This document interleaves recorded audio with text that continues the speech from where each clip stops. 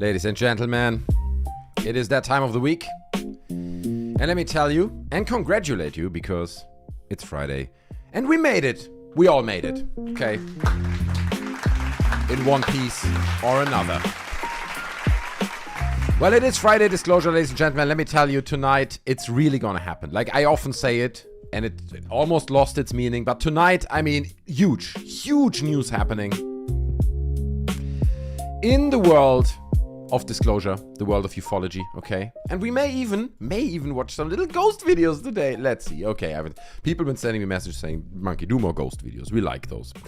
But, guys, we have a packed show tonight. There's a lot going on. It is a bit of a trial. It's Freaky Friday, okay? Freaky Friday is a new thing. It's not like TGI Friday. I only went to TGI Fridays once, and that sucked. It sucked. It wasn't good. I was disappointed. It's like, what's all the fuff about? TGI Fridays. Psst, ridiculous. Anyway, I'm glad all of you guys made it. It's disclosure time. It's insanely hot, so you will see my forehead perspirate. So I will every now and then bring in this little old t-shirt that I will wash, and then I will clean my forehead. Okay. Thank God it's disclosure. That's right, Fabius M. Dude. We've been waiting. We've been patiently waiting. But tonight it's finally here. Tonight it's really gonna happen. Like, I can promise you guys, it's huge. TGIs deserve to close down. It's just, I mean, look, it was in London, so maybe in the US it's better. But dude, it sucked balls, man. It really was not great. Absolutely disappointing. It's way too hot, Corporal and L agrees. It is insane. I'm opening all my windows. In fact, the other one wasn't open. I'm opening it now. Oh God, opening all the windows. It's too hot over here in London. Twitching in the background, Red Eyes, I appreciate that. Thank you so much. Very important. People Twitch. People, please open Twitch.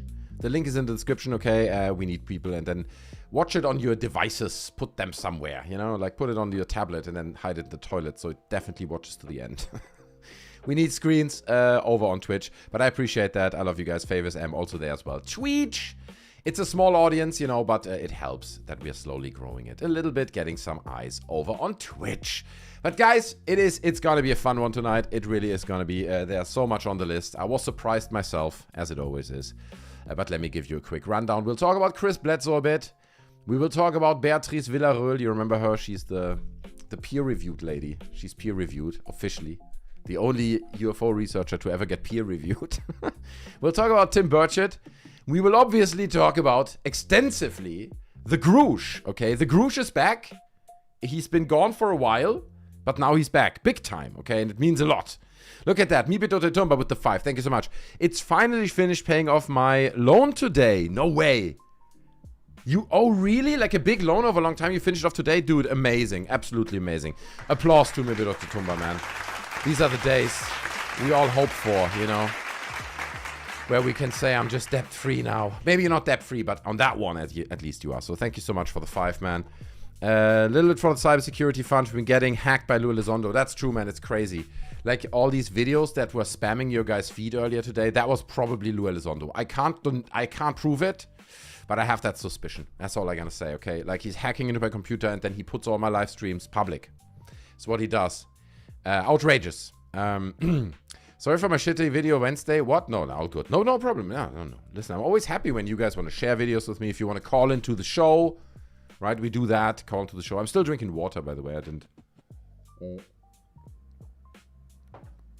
Happy Friday, Walker. That's right, my friend. No, I'm always happy when you guys send me videos over on Discord, right? And you guys engage with the show and just share your thoughts and call into the show and all that, you know. All that's very much appreciated. You don't need to apologize for a video or whatever. It's all good. Or just share YouTube links with me, right? Alrighty. So yeah, we talk about Grusch. We're going to talk about David Grusch, obviously, extensively because he's back. He went on Dr. Phil and basically, I mean, let's be honest. At this point, disclosure's out there and he's just said it all. I don't know what else he could still say, you know. That's not public yet. That would be so shocking. He's basically putting it all on the table. Avi Loeb is kind of responding. You may remember the whole Ross Coulthard makes a claim that Trump said something. Then everyone jumps on that train and says, wow, Trump probably said that. And now Avi Loeb chimes in on it as well. It's like Trump has actually said nothing. It's like, no, we're all chiming in on this thing. We're going to talk about Linda Moulton Howe. We will finally talk a little bit more about this lasers and DMT experience, right? People have been sending me messages about this for a while now. There is this guy, Danny Goler, I think. Danny Go, as they call him. And Danny Goler is a guy who basically conducts these experiments with people where they take DMT, which is a very, very psychedelic, hallucination-inducing substance. And he then uses lasers to get people to see the code of reality. People have been sending stuff about this to me before. It's very, very, very funny, okay? So we're going to watch a little bit of a clip about that. And then maybe if we still have time, we also watch some ghost videos, okay? In the very end, okay? Yeah, don't do the DMT vape smear, girl, I'm not good. I'm not encouraging any of that. Stay away from those things. Don't do drugs, kids, okay? That's what that is. Chief Fun Beef. Lou has the greatest UFO video ever filmed. Unfortunately, viewing it causes immediate death. But it's out there somewhere. It's like the Ring tape, right? You watch that once, that's it. It's over, dude. There's no coming back from that. Dr. Phil is the champion of disclosure, dude. That's so true. SB. Dr. Phil comes in and he just puts fresh wind into the sails, right? That's what he does. He just blows those sails up and disclosure can ride forward. And everyone, including Lou Elizondo, wearing like a sailor's hat. I don't know what exactly that would be. He's more like a, you know, let me find some picture.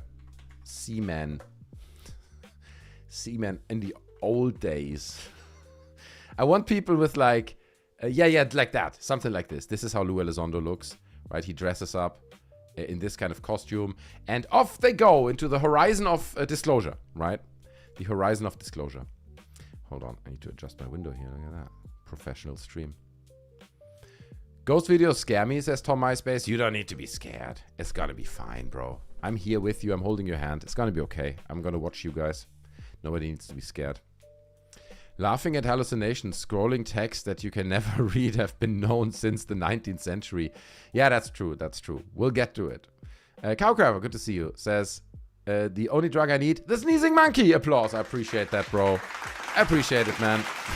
It's been a bit of a, you know, it's been a bit of a bumpy ride recently, but we keeping the streams up, we keep going, you know, and I try to give you guys the best experience. Even today I spammed everyone's feeds, is the word, with videos, which that was so stupid. I just wanted to do something for the people, like what I do, right?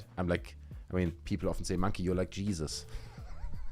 That's what they say all the time. So I want to give back to the people, right? I want to turn water into wine and publish all my past live streams, and that's what I get. I lose 50 subscribers and people hate me. Actually, it's not true. Lots of people in my little update video, because I wanted to clarify that, were very nice. We're like, this can happen to anyone. It's an honest mistake, bro. It's all good. And so, okay, sorry. But for 1 minute, I owned YouTube. Everyone's YouTube was only monkey videos, as it really should be. Let's be honest, okay? YouTube should be only monkey videos from the top to the bottom. And then every now and then I allow another video in there from subscribers, okay, that talk to me, and they can share some videos too. But nobody else. Sailor Lou, that's right, man. They're sailing. And it's true, they were on the sailboat of disclosure, but it's just lost a bit of traction, right? It just wasn't... The problem really was with disclosure that they've been pushing too much, too hard, too fast, okay? And if you're my age, you know where that ends you. You know, where you end up if you do that. It ends too early, that's right, okay? So... you hit kind of a point of no return. People have expectations. Everyone constantly wants more and more disclosure, more whistleblowers, when you actually have never anything to show. So it reaches a point of like, oh, you know, there's a summer hole a little bit.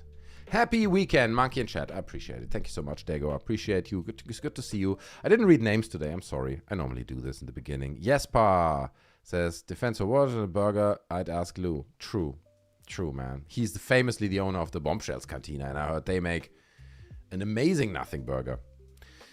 They weren't ready for disclosure. Couldn't handle the truth. Oh, I have arrived. Look at this. Indy is here. Good to see you, Indy. I'm glad you made it with the 5. Thank you so much. In fact, actually, I need to open a second little window here so I don't miss super chats. It happens sometimes. Hold on. Here we go. Got it all figured out. Professional show, professional stream, ladies and gentlemen. Well, I'm glad all of you guys could make it tonight. That's very kind. It's a special night, right? It is. The first stream, now, well, we maybe streamed in the past on Friday, but normally we don't stream on Friday, so it's a bit of a special stream. I try to give you an extra day. We unlocked it with Midweek Madness. A lot of people donated on Wednesday, so we do Friday as well. And that doesn't mean that tomorrow doesn't happen. Of course, we do another stream tomorrow. So we're going to hang out. We're going to have a fun weekend together, ladies and gentlemen. Let me read some chat. Panic Raptor says, Bob Liezar hasn't talked about sudden new memories from 40 years ago in a while. That is true, but he did show us his rocket bike, right? That was pretty cool. I showed that on Wednesday, I think, Midweek Madness. Friday night party, that's right. It's UFO party. It's disclosure party, as we do it, as we call it around here. And there's a lot of disclosure to happen tonight, so we're so close, guys. You can't believe it.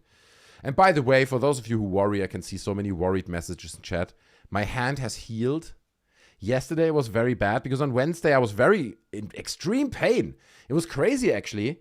When I streamed on Wednesday, starting the stream, it was still somewhat all right. Like I had a pain here that kind of goes through my hand here if I move my hand. And then during the stream, it just got like exorbitantly worse. By the end of the stream, I couldn't move my hand anymore. I always wanted to clap. I couldn't clap because it was so pain. It lasted for like 30 hours and now it's gone. It's just gone. It's like it healed itself. I didn't even do anything. I thought, I mean, people speculating abduction, that could be. I speculated that it's the CIA, right? Or the FBI that finally... FBI, open up! They finally got to me. You know what I mean? That's what they do. They kick my door in and then they arrest me and they hurt me on the outside of my hand for 40 hours or 30 hours. But we're back. My hand is almost like new. I can feel it a little bit still, but it has healed itself. I'm a bit like Wolverine, right? Wolverine also can heal himself. I mean, it's great. We're 10 minutes into the show. I've compared myself to Jesus and to Wolverine. It's going really well tonight. I've got a good feeling of tonight's show. Dora Martins, good to see you, says, hello again. Are you following me? Are you everywhere? You are everywhere. What? I am everywhere? Really? If you see me next time, please talk to me, okay? Please don't be shy. Just approach me and say hello. There's a device in there. Ooh, they did put something in there, huh? You're right, dude. Oh my God. Damn, hold on. We gotta do an investigation. We have to do an investigation about that. Hold on. Is something hidden? A chip hidden in my hand? I'm getting my extreme surgery X-ray light out. We're gonna for 1 second deactivate my beautiful face light and the backlight. Okay, hold on. We're going full dark mode. And now... Oh shit, that flashlight is not charged. How about this one? They're both not charged. Why are they both not charged? They must be charged. I charged them. Ah, fuck, I've got 2 flashlights. Both of them are not charged. Anyway. Okay, we're going to use the smaller flashlight, which is the one on my phone. We're going to conduct a small, only medium invasive surgery. Let's see if we can see anything here. Hold on. Let's see, man. We really gotta look deep into the flesh. We have to look under the bone, man. I swear there's something there. I've seen it moving, bro. I've seen it moving under my skin. Okay, I can't see anything. Maybe I didn't see it move. I don't know, man. I'm not sure anymore. But there must be something there, bro. The chips have been planted into me. But I mean, to be honest, let's be honest, they did a good job putting the chip into me because it healed immediately. And it like 40 or 24 hours later, it's like new. So that's fine. If it's an Elon chip, that wouldn't be as good. Who knows? It's premium content. That's right, Fabius M. This is a very, people often say, Monkey, your streams are so stable. Like you seem like such a stable individual. That's what people say to me all the time. And that's correct. That is correct. Monkey's wrist just started blinking. A little bit. Only... So it's comfortable. We're blinking comfortably tonight. Ladies and gentlemen, the deep state changed all your batteries for uncharged ones. That's right, dude. I mean, to be honest, I could charge them right now. I'm going to charge them right now. I've got the charging wire right here. These are cool USB-C chargeables. Okay, plug it in. Can it does it do that? I don't know. I think maybe this is like a high-speed charger. It's a bit too much. It's amazing. It's the best live stream on YouTube. We're charging flashlights live on stream tonight, ladies and gentlemen. I'll figure it out later. But those lights are super bright, man. That would have shined right through my hand. You can see every bone. We would have seen the chip. I still think the deep state wants to stop us from seeing the chip, man. That's why they stopped us. from activating the flashlights. They drained the batteries, man. Skinny Bob Wrist, says Stephen Hawkins. Taylor says, hi, sorry, missed you over the past week. You're in Croatia. Well, that's nice, dude. That's great. Cheers. Drinking to you and having a good time in Croatia. I bet you look like this while you're out on holiday. Cheers. Smash, like everyone, do more charging tutorials. Yeah, I'm thinking to transition into a charging tutorial channel. So we're only talking about charging and charging ports and different charging cables. That's going to be the new content coming soon, guys. It's going to be hyped. That's actually a picture of me. There you go, Taylor. That's actually a picture of him on his holiday right now. It's great, man. That's how he's watching the stream right now. And he's like, how come you have an image of me? This is me right now. I know, you know. Don't ever forget, man. Listen. There's a reason why I hang out in these kind of intelligence circles and why I'm running a YouTube stream about all this kind of misinformation stuff. Because I'm in the know. That's why. Okay, because I'm in the know. Caffeine Addict has started following on Twitch. Huge. Thank you so much, dude. That means a lot. I appreciate that. My man. I'm getting a little email pop-up there that Caffeine Addict has joined. Thank you so much. It means a lot because we're growing slowly, the Twitch community, and I'm hoping that some people have like Prime subscriptions that are free for you guys, but shove a few coins my way. You can click all those. 50k Stream Monkey charges with Tesla. Yeah, that's right. It's going to be charged by Lou Elizondo riding on a treadmill next to me, is running. And when he stops, the stream slows down.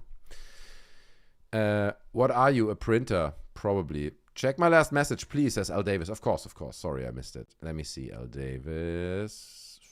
There. Monkey. I sent you something on our Discord conversation. Watched it earlier again, but I thought it was hilarious. Okay. So it's on our private conversation. Okay, fair enough. Let me check it out. This one. Oh, but this is, dude. Okay, I can give you, hold on. I can give you some background story about this. Let me bring it up. Hey, why do you still see this guy? Oh, okay. Hold on. I'm visiting the site. It is the video by Corridor Crew where they're debunking Ashton Forbes Malaysia Air video. And I mean, this is old, right? This is 2 years ago. Ashton Forbes got very, very angry about this video. Wait a second. Is this the video? Yes. So he's giving me the timestamp here. Hold on, let me bring it up. What I'm not doing for Al Davis. 8:40 to 9:20. Okay, 8:40. Let's go. 8:40, mate. Here we go. So again, this is in reference to Ashton Forbes Malaysia Air videos that he is 100% convinced they are real. I'm sure you guys have seen this. I've talked about this extensively, you know. Some people have said, you know, pixels don't match perfectly. And you know what? Of course they don't match perfectly. I don't have the exact settings that the artist used, but if you look at it, it's the exact same. I literally can't wear these glasses anymore. Like, there's like nothing, it's just so debunked. This is visual effects. It's really well done visual effects. So I had the joy of being a guest on a podcast, the Danny Jones podcast. They had a UFO believer who believes that this footage... There he is. It's young and fresh Ashton Forbes, right? He hasn't been grinded down like all of us yet. You know, he doesn't look old and with wrinkles on his face. Look at him. He's young and full of energy, and he's perfectly well lit. You gotta love Ashton Forbes, not gonna lie, dude. Who believes that this footage is real, come on the podcast, and they asked me to break down if it was visual effects or not, and I presented this. Danny sent me the reaction of the UFOologist. So as a statement of fact, those do not match. Dude, it is exact. This is like saying that my butthole is your butthole because they're similar, right? It's not, we don't have the same butthole because of that. So if you want to see our in-depth full response to this UFO... All right, I guess it was about the butthole moment. Thank you so much, Al Davis. That was worth it. I'm aggressively clapping. God damn it, man. Soon I'm gonna have to go undercover, okay, with these kinds of posts. Otherwise I'm getting into trouble. And then when I'm undercover, I have to go undercover again, like a double agent. See that? Nobody will know who I ever was or am. Did he really say that? He did really say this. I don't think it's AI. Yeah, we've seen it many times. Many times. It cracked me up. It did crack me up too, no. It is funny, but it's an old clip. It's 2 years old. We watched it at the time and a few times in between, to be honest. He did actually say that. I mean, he doesn't have anything. This, to be honest, this reminds me. You know what that reminds me of? It reminds me of the conversation I had with Louis Jimenez. And he said he spoke to Lou Elizondo, and I'm paraphrasing. I don't know exactly, but he said there was a moment where he kind of got too close to Lou, right? And he asked him a question. He was like, but dude, if you say this, how does that make sense, right? And then he kind of swapped it around and started to insult his mother or something. You know, and Lou Reviews, right? Lou Jimenez was obviously thrown off. It's like, wait a second, what? You my mother? What are you talking about, right? And it gets, but that's a tactic, right? It's a tactic to throw the other person off. And I mean, let's be fair. If what Lou Elizondo says is true, that he comes from this kind of, you know, targeted information, Pentagon type of background, then that makes a lot of sense. Because he knows, okay, he's getting into a point where I don't want him to be. Let's throw a thing out there that will completely derail him. And I think this may have been, I don't know, but what was Ashton Forbes was trying here as well. Because obviously he's like, dude, here's a hand and here's a hand. This is a mirror image. It's like, no, actually, these hands are very different. You cannot even compare them. Because this is like saying your butthole and my, okay, hand is a bad example, to be honest. But the two videos are that the assets used are identical, and you're confronted with that identicalness, and then you have nothing to say. You have nowhere to go, right? What are you going to say? No, it's not. Like, what are you going to start comparing? It's identical. Everyone can see it's identical, right? So you need to pivot. You need to shock the other person. So that's why he threw that butthole thing in there, right? I believe. You know, he's trying to... If you call your, yeah, exactly. If I called your mother a hooker, I think that's what he said to Louis Jimenez. I don't know the context, right? I don't want to pull it out of context here now, but it's a tactic to throw the other person off when you get to a point where it's really uncomfortable for you, which is the point for Ashton Forbes here, because you've just been presented with that. All your theory is nonsense, at least the videos. You can still claim teleportation is real, but the videos are debunked, right? And that's what I told him in my interview with him as well, my conversation. I said, like, look, dude, all the stuff you present to me is nice and good, but this is the most debunked video that exists. Every video, these two, like the Gorgon stare and the other video, has like 7 different points of debunks, from assets to pre-filters in After Effects that's been found, to 3D models that have been used that have been found. This whole thing is, honestly, you can't debunk anything more than those Malaysia Air videos. And I know that some people still believe in it. I'm not sure Ashton really does himself, but anyway. It's a bullying tactic, says Schwarken. Yeah, a little bit. It's like it's a weird tactic to get your head out of the news for 5 more seconds, you know? Ashton is a nerd bully. That's true. I love that video. I've never found it again. Where he is at this Contact in the Desert event, I think it was. And he's standing there with a bunch of other, like Chris Ramsey, and I think Chris Ramsey is doing a magic trick. It was the freaking most hilarious video I've ever seen. And Ashton Forbes, he just looks like a freaking toothpick, dude. He's super skinny. He looks like Skinny Bob. You know what I mean? And it's like behind the microphone, he's talking big. I mean, to be honest, I'm not a man of fighting, okay? I'm not a fighter. But Ashton Forbes, for someone of the caliber of Ashton Forbes, I wouldn't say as much as he does. You know what I mean? To be honest with you. Let me see if I can find this video. It's way too funny. Ashton Forbes magic trick. Oh, God. It's got to exist somewhere, man. Someone was filming it. Like, one of these content creators was filming it. But I cannot recall where it was.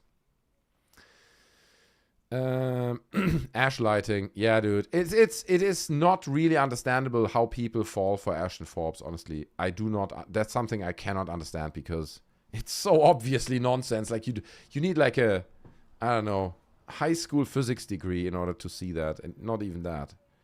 Okay, we will never find this video again where he does the magic trick for Ashton Forbes. It's a piece of gold, hidden forever. Joe Rogan is a nerd bully, but in reality is a P word. That's why he has SEAL Team 6 members as bodyguards.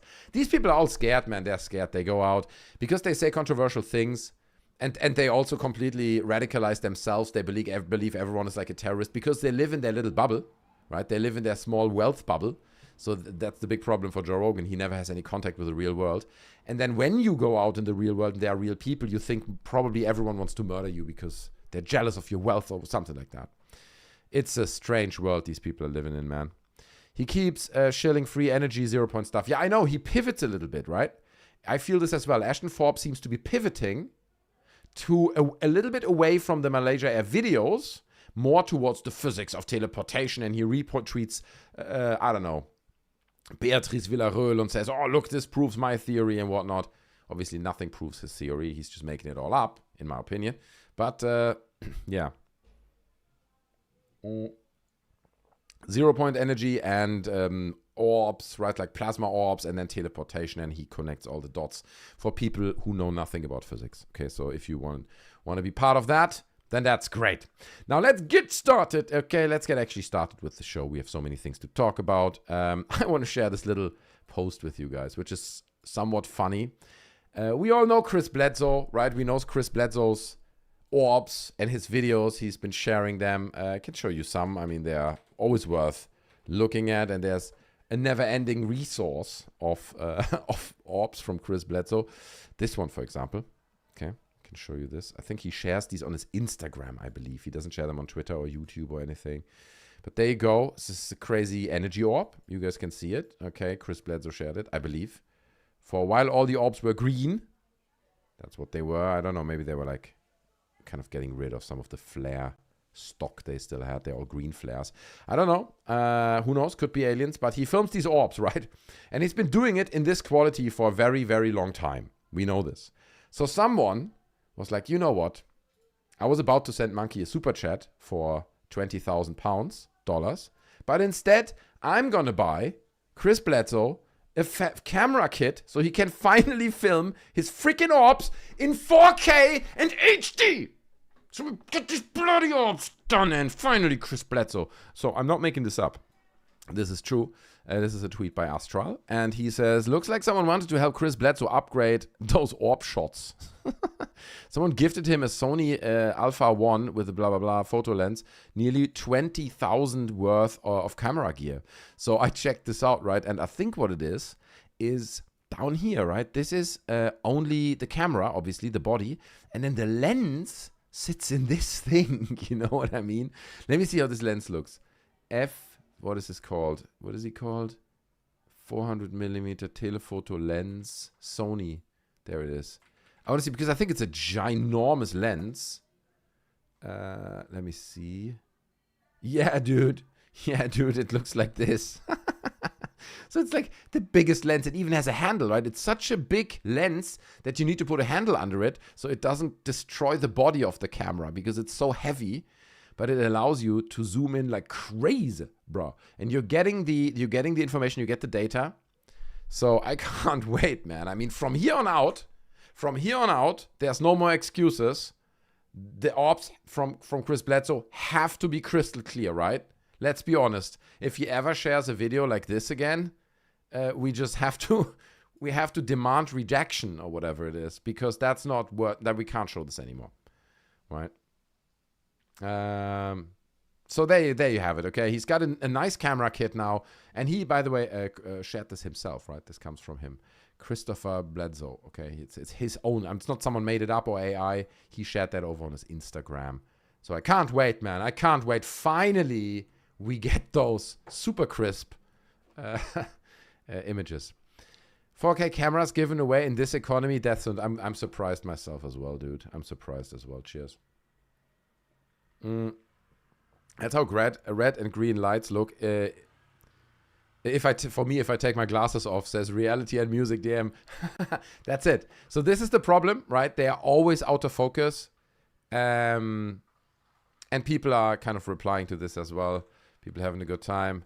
I bet 200 he never zooms in. $200, right? We will never see that footage, right, of him zooming into the orb, like really close. 20K, and all they need to do was teach him how to keep an object in focus, says Steven Green Street. And that's right, because every single Bledsoe orb is just an out of focus object. That's what it is. Now, I don't know if it's just a random light he films somewhere on the coast, or whether it's someone actually shooting a flare up and that's what he films. I don't know if he artificially creates them, but it always is an out of focus light. The green light we saw earlier is the same. It's an out of focus orb. Upgrade his orb shots. They've been intentionally zooming in on planes and stars to create the effect of an orb. So again, Chris Unleashed is kind of making the point here and says they're intentionally sharing fake images, or at least out of focus images. A gift from the lady, says James. That's right. Dino Kompliziert with the 5. Good to see you, my man. Thank you so much. UAP Corn on a whole new level. Exist, Dub, Orb, GB, Chris, Grift, Ho is real. Okay. All right. I almost want to give you another applause for that, but you put that together. It's like a freestyle or something. Maybe I should put the instrumental on when I read it. Let me see.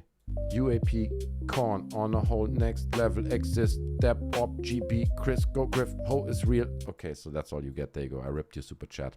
Anyway, slam your poetry. That's right. It's disclosure slam or something. We need to work on that one. I gotta wipe my forehead one more time. Anyway, so it's quite funny how everyone in these in the replies here agrees, right? Everyone's like, he should take a class on how to focus the camera because all his videos are out of focus. Finally, if you can get some proper 8K video of out of focus drones and planes. It's funny, like nobody takes it serious yet. Don't underestimate this, right? Don't think that if in these replies on Facebook or on Twitter or whatever, right, people say, that's all nonsense, that diminishes the crowd of Chris Bledsoe. Chris Bledsoe still, and people like that have a solid following that eat up anything he does, and they will follow him into oblivion if they need to, which is kind of scary, right? We spoke about these kind of cult-like tendencies in the past. I think Chris Bledsoe, not necessarily that he's fueling that fire. I don't see that Chris Bledsoe is trying to make a cult or anything, but I think his narrative of these orbs and everything is so distorted from reality that you just need to be a little bit disturbed in order to follow him, in order to eat this whole thing up. I don't think if you're like of sound mind, I don't know, man. I don't know. Maybe you can be of sound mind and follow him. But it has these tendencies. Lil Monkey, that's right, Truck Flip. Great to see you, my man.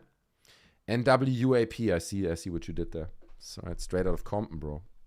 Oh, wait. Need to open my wine bottle. Bledsozians, that's a good name, yeah. Bledsozians, but then you have also Greerians. But Greerians, like, I don't think Greer has that much of a following. For some reason, I feel that Bledsoe has more of a following. More people that if Bledsoe goes somewhere and says, I'm gonna speak at this theater on Sunday, and it's sold out, right? Because Bledsoe speaks about orbs, so.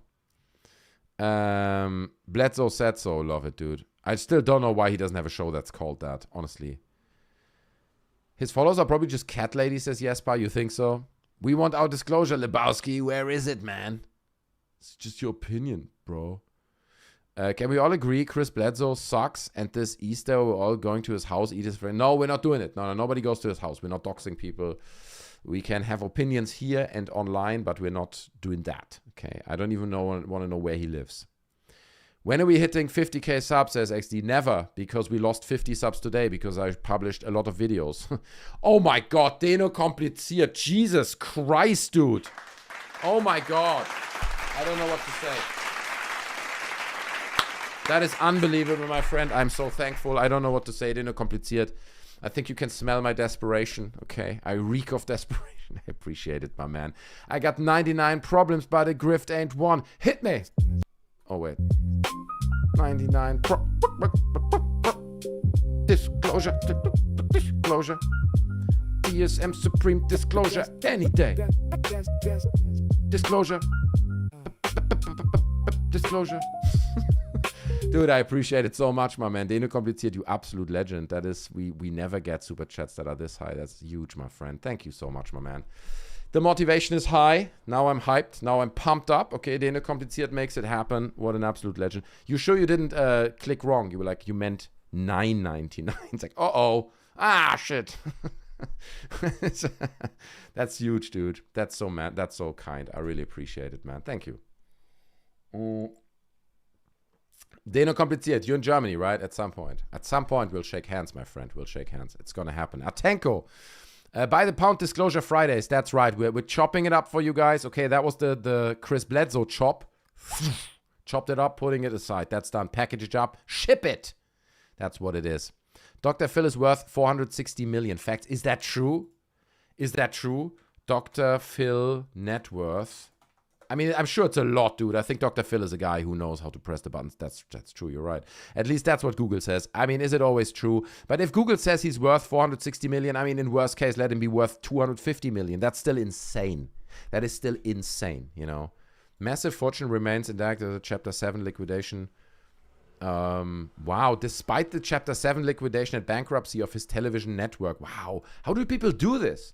They own like 460 million. Their shit goes bankrupt. They're like, nothing I can do. See ya. I don't know, man. But I love Dr. Phil. We're going to talk about him later because obviously he interviewed Grusch. It's a big deal. It's a big deal. But anyway, we're getting the sharp, crystal clear drone images any second now. Okay, this is a very generous gift by Dino Kompliziert. As for Chris Bledsoe, okay, so he has this amazing lens now, a 20K. Or I think the lens is 15,000 pounds or dollars. $15,000, that lens. Let's check it. Here is it. We can get it for a bargain here in England. Check this out. Oh, this is Germany. Only 11,000 euros. Okay, only 11,000 euros for this beautiful lens. I could put that on my camera that I'm using here. That's also a Sony. So you can see every pore. You only see a very small crop of my nose, but all the pores in absolute crisp detail. I'm sure that's what you guys want, right? I'm going to order this right now at 12,000 euros. Phil McCracken, Litlu, good to see you, man. Sammy says, no thanks, lol. What do you mean? What do you mean? The many female viewers would appreciate that. They'd be like, I want to see monkey close up. I've been hoping to get monkey close up for a while. It's what women say to me all the time. Okay, they want to get that close-up time with the monkey and all that. Sometimes, some of them. This is the moment where you have to, in chat, girls, you have to say, yes, that's right, monkey, chat. The girls now, come on. Maybe Toto Thomas says, would you be able to see the tiny mites on Google's face? We all have them. Oh, those, yeah, that's true. Like the microscopic mites, right? The little creatures that live on our skin. You can see them with that lens, dude. I'm pretty sure you see the mites, man. You see everything with that lens. Anyway, Chris Bledsoe, he's on the game. Probably he sold it immediately. He's like, just put it on eBay. I'll take the 10 grand. He's like, I don't intend to film sharp drones. That makes no sense. This ruins my business model. But I mean, he did share it publicly, right? That he received the lens. And here's a picture. Here's a picture of Chris Bledsoe filming his first orbs with this brand new lens. That's how it looks. So yeah, it's happening, guys. Sharp orbs coming in. They're going to be so sharp that you're going to cut your fingers on them. Mibidotitumba. Nice. John Eyre. What John Eyre? What did he say? John Eyre? What did he say? Red Mount Ford says, red nose. Right. Yeah, it would be. After the wine, right? It does get red. It's always a bit red, the nose. But it's also because of the pollen, okay? Because of the summer. Yeah. And, hay fever and stuff. The nose. Now you made me conscious of my nose. Chief von Beef says, great monkey is an entire civilization living on his freaking forehead. That's probably true, dude. It's like wars going on. There's like diplomacy, like different parts of my forehead not getting along with each other. Wars being fought left and right, dude. That would make for a good story, right? It's a story that happens on the forehead of a person. I kind of like that. Artelios, good to see you. He says, with that lens, you would only see a big orb because those lenses need a few meters distance to get focus. Oh, that's a shame. Okay, fair enough. So I just need to deepen my studio. I need to sit 8 meters away from the camera to get that shot. Cheers. Lol, imagine arriving to CB House to buy something from him. A big hell no on that one. Yeah, that's true. Chris Bledsoe's house. Don't go to Chris Bledsoe's house, okay? Don't do that, please. Monkey's forehead is a solar system. Wilcox was a galaxy. Listen, it's okay. We can make these jokes. We love and miss and respect David Wilcock, and I think he probably would have loved some of the jokes, okay? He's laughing with us. From up above, where he's resting in peace now. David Wilcock. Okay, that's a bit too much. I went too far there. I don't know why. David Wilcock's forehead was definitely a force to be reckoned with, man. He will be remembered by Ascension2000.com and his forehead. Those are the two things that really stuck with me. Sammy243 says, he kind of looks like a vampire sometimes. Sometimes. I tell you why. I think for a long time, David Wilcock was just very stoned all the time. And there's lots of pictures where you see like he's just stoned. But that's okay. That's okay. I don't mind, you know. Or looking up from down below. Rest in peace. Yeah, that's true. I don't think so, though, Trav. Look, David Wilcock. Okay, he was a grifter, but he was good at heart. We know he was good at heart, you know. So he deserves a place in heaven, in my opinion. I don't believe in heaven even. Flathouse Media. Good to see you, my man. Always big fan of your show. Dude, that's very kind. Thank you. I really appreciate that. And he says, there's a clip of you talking about Gary Nolan in one of my most popular UFO videos as well. Cool to catch it live. Oh, you took a clip from me and put it in. That's totally fine, by the way. That's cool, Flathouse Media. Unless, like, I've been asked, people have asked me, can I just download your Bob Lazar video and re-upload it on my channel? It's like, no, you cannot. But if you have a little clip or like even a minute or something in your video, that's like a 10-minute video, of course. I'm never gonna complain there. Look at that. Dan Zapp cheers over on Twitch. I appreciate that. Twitch community living and breathing. It's small, but it's beloved. Link in the description. You can watch us also on Twitch and stuff. Become members. Share your Prime subscriptions and all that. Is he on the roof, says Terry Roberts. He could be, dude. At this point, we're getting so close to disclosure and the truth that I'm basically treated like a whistleblower at this point. Okay? Like, I'm sitting here fearing for my life, right? Because they could kick my door anytime. Like you heard earlier, the FBI was at my door, right? That happens all the time. They're kicking it in, so I'm living on the edge, but I want to give you guys the information about disclosure, okay? I do it for you guys. I'm sacrificing a lot here. Like Jesus Christ. Now, anyway, I want to talk about another very funny thing that I stumbled across, okay? And this is about Beatrice Villarreal. And I hope I say her name right. I always say it. Maybe it's Beatrice Villarreal or something like that. I don't want to disrespect her name. Beatrice Villarreal is a... what is she? Like an astronomer. She's an astronomer, okay? And she kind of got famous in the world of ufology for discovering these 1950s photo plates, okay? It was covered in loads of, like, for example, Scientific Report. Here you see this website, like scientific magazines covered it, right? Because this study was peer-reviewed. Okay, and at that time, everyone lost their mind. It's like, oh my God, here's a UFO stuff that gets peer-reviewed, because normally it doesn't. So here's what happens. Just a very nutshell. I'm sure you are all familiar, right? We're all experts here. But what this study was about, she took a whole amount of, like, I got a hiccup. She took, like, a large amount of these photo plates that had been archived, as far as I'm aware, for a long time. And those plates were from the 1950s, and what they were basically photos out into the night sky. So imagine you take a camera, or maybe it was in some kind of lookout, where you have a telescope or something like that. I don't know, whatever they used. But they put a camera, a lens towards the sky, and they take photos. Like one photo every minute or something like this, right? And obviously at that time, we're in the 1950s. It's not like today where you have expensive lenses for 12,000 pounds like Chris Bledsoe. You need to leave the lens open for fairly long, right? So you would open the lens. It would be open for, 6-7 seconds, and you close it again or something like this. Anyway, so those photo plates existed. And Beatrice Villarreal examined them and noticed these irregularities, right? And she basically noticed that from one frame to the other, certain lights are missing or appearing, right? You want to look at it however you want to look at it. Now, most of these lights appear only in one plate. Okay, so if you can see here the 3 green lights in the middle, right? Look, they are gone on the right-hand side. They are not there. And these, look, I don't want to give you false information, but I just opened this article. But often these plates are just like a minute apart or something, or maybe 10 minutes apart. So fairly short, right? So she theorized, and you can see the purple circles are missing on the right-hand side, right?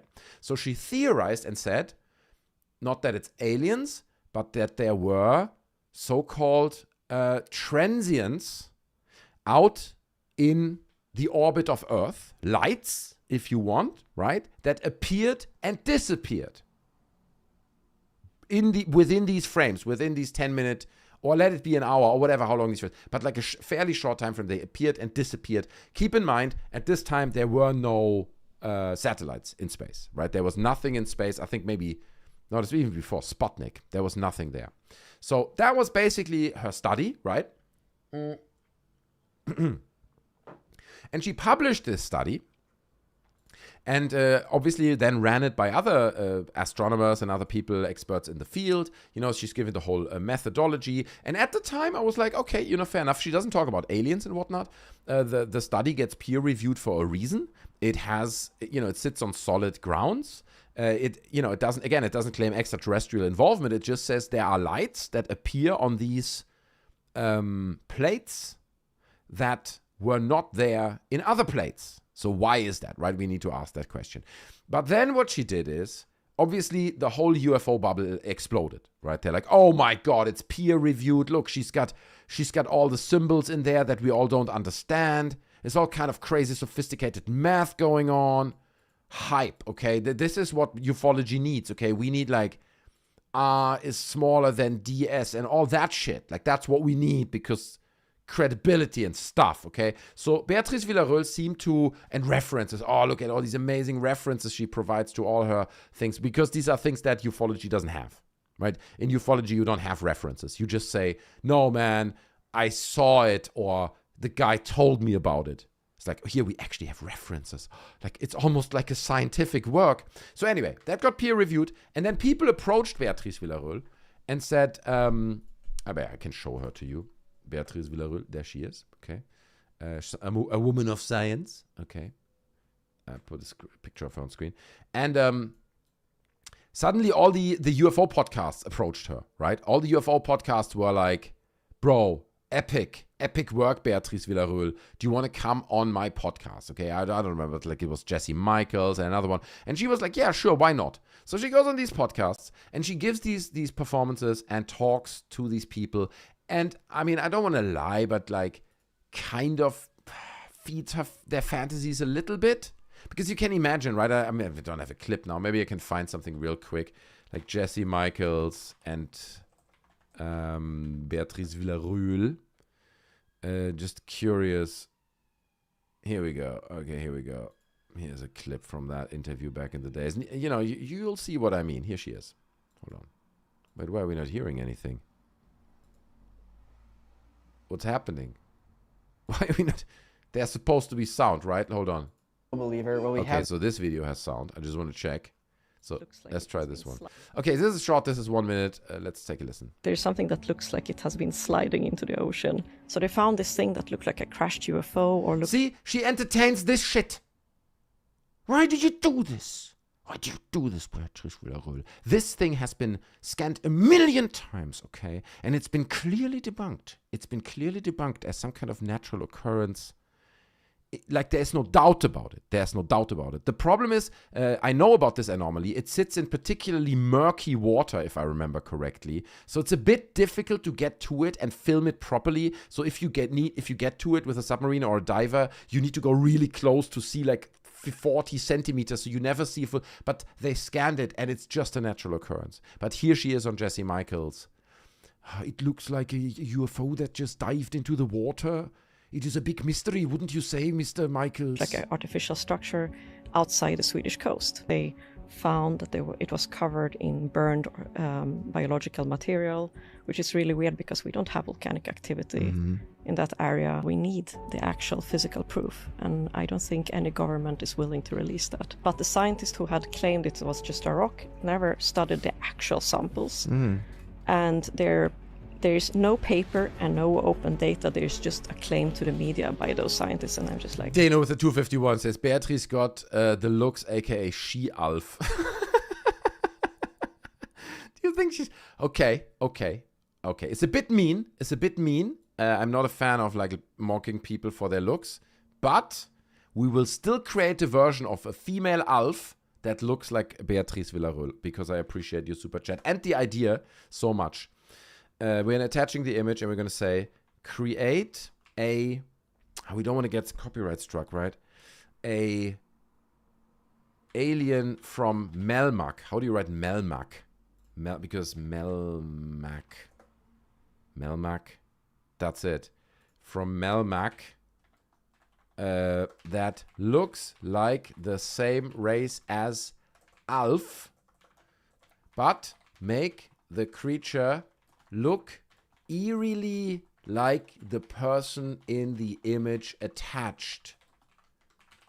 Make it look kinda uncanny. How would the person attached look if she was from Melmac? Okay, we're doing God's work here. Let's go. Make the image high quality and high detail, and make it look like it happens in the House of the Tanners. Make it look like it happens in the House of the Tanners. Boom! Let's go.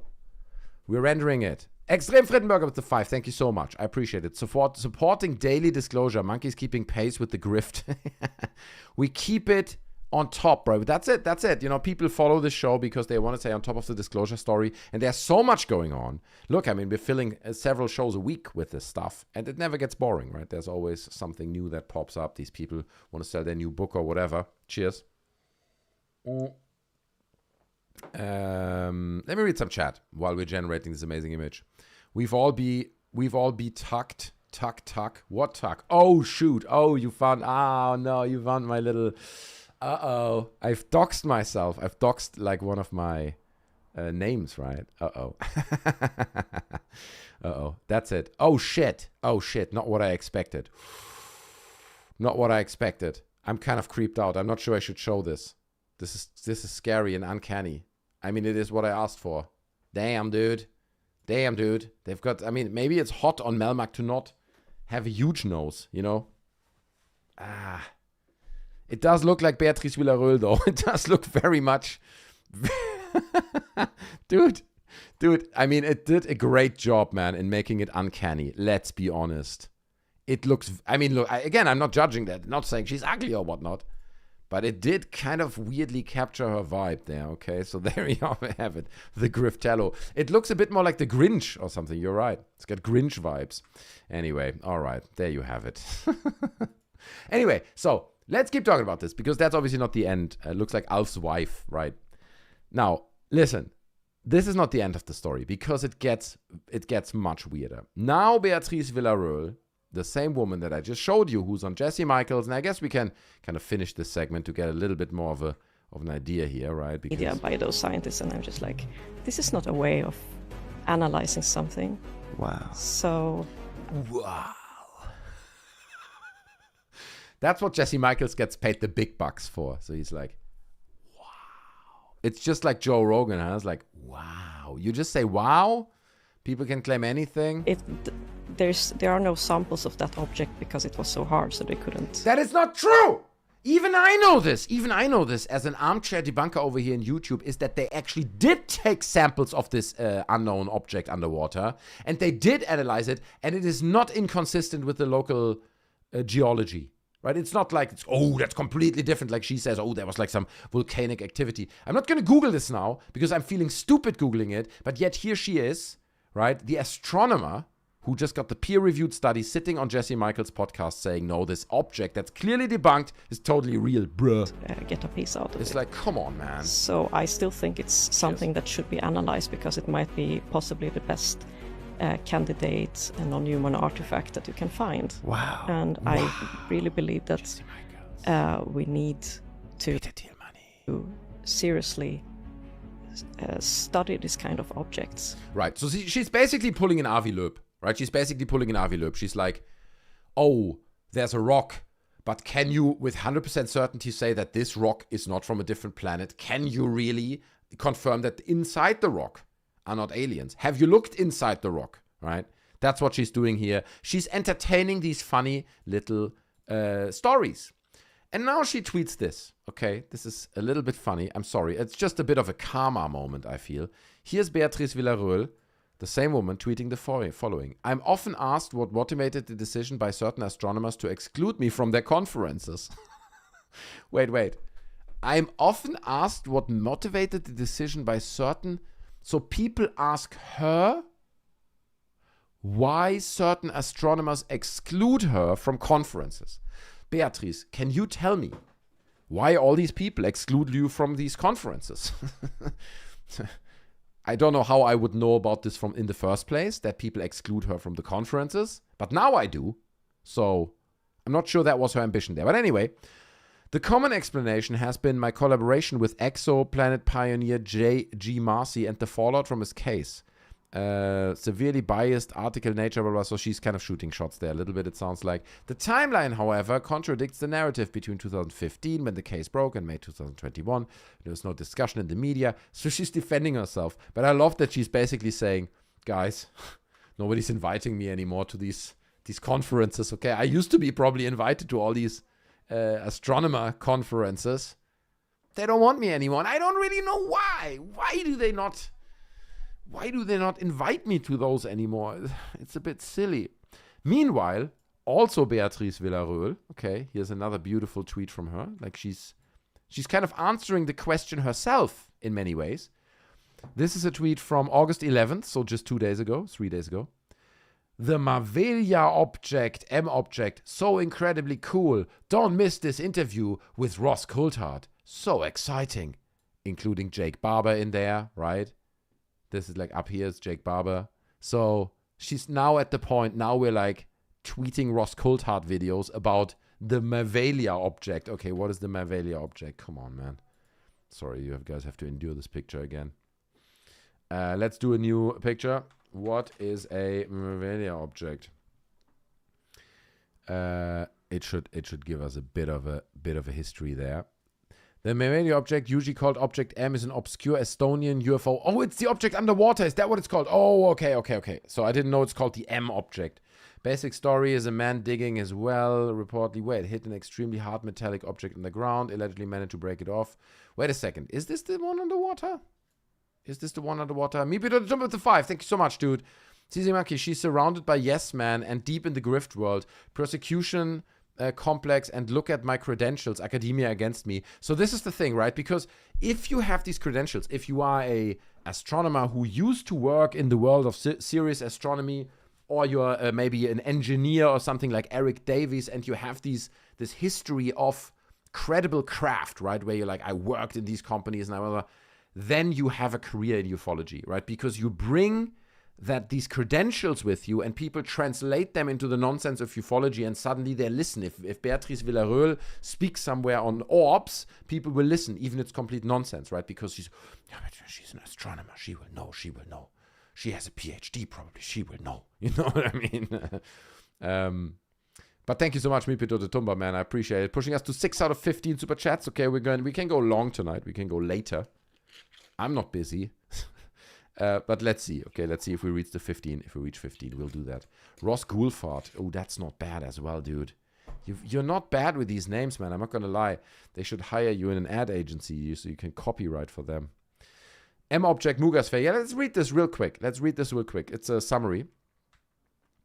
So this M object, based on a story in 1969, a man digging a well on his property reportedly hit an extremely hard metallic object underground. He allegedly managed to break off or drill out small fragments. During the Soviet period, some of those samples were supposedly examined in Soviet laboratories. Okay, so allegedly. They were allegedly retrieved and allegedly brought to Soviet and then allegedly researched. And later accounts claim, allegedly, that the material has an unusual alloy composition or was difficult to manufacture using conventional processing. Okay. From there, stories developed, and that the buried structure might be a crashed UFO, an extraterrestrial beacon. It gets much stranger because the story claims that Soviet/KGB associated researchers spent years investigating the site, including attempts to determine the size and nature of whatever was underground. There are also later claims of unusual physical effects around the site. Of course there are. That's always good. Trees don't grow in this area. I don't know, Tommy. You shouldn't go there behind the hill. The trees don't grow. I don't know what it is. The people said, the native says it's an alien ship. But these are way less well substantiated, the physical effects. The important distinction is that there's no established scientific evidence that that object M is extraterrestrial. Most of what circulates comes through later UFO literature, interviews, local folklore, secondary accounts. You can tell that ChatGPT is like used to me asking for explanations. It just puts them in there already. It's suddenly getting attention because Ross Coulthard recently interviewed an Estonian filmmaker called Mart Sander, who has written about Object M and argue there's much more documentation. Blah, blah, blah, blah. Okay, so it's like, if it's there, why don't you dig it out then, dude? Just dig the freaking thing out, man. It's deep in the ground. Anyway, so Beatrice Villarreal talking about Object M, linking exactly this article with Ross Coulthard, right? And I mean, dude, if you're an astronomer, if you're a real researcher, right? Like a man of science, and you follow the procedures, what science is built on, you're going to laugh at this. Of course you're not going to invite this woman into your conferences. It's embarrassing. This is embarrassing. Also Beatrice Villarreal, here she is as well. This is, oh, look at that. Principled uncertainty, man. With the 20, thank you so much. I mean, that means so much. No one seems to be even slightly disturbed that the US military, over several administrations, released phony UFO nonsense, and it was repeated wholesale by the MSM. Though that's exactly right. We always get like, oh, here's a thing, and we're releasing a little bit, and here's the Roswell report, case closed, and there's always something they're releasing to keep the ball rolling. And it's been going for 80 years, dude. Let's be honest. It's been going for 80 years. It's insane. I appreciate it. Thank you for the support. Principled uncertainty. Legend, man. So here's another tweet from Tupacabra, okay? I was happy to see him going back into ufology a bit. I didn't see him talking much about ufology recently, but there he is. And he says, absolutely, Dr. Beatrice Villarreal. Dr. Villarreal confirms, and I love this, how they constantly have to mention that she's doctor. She has a doctor title. A doctor. Have you seen, this woman here, she's got a doctor title. It's huge. Confirms a potential collaboration with UFO researcher Patrick Johnson. Patrick's groundbreaking research into a global network of metallic spheres that seem to swarm and even shoot down UFOs. Amazing. That's amazing.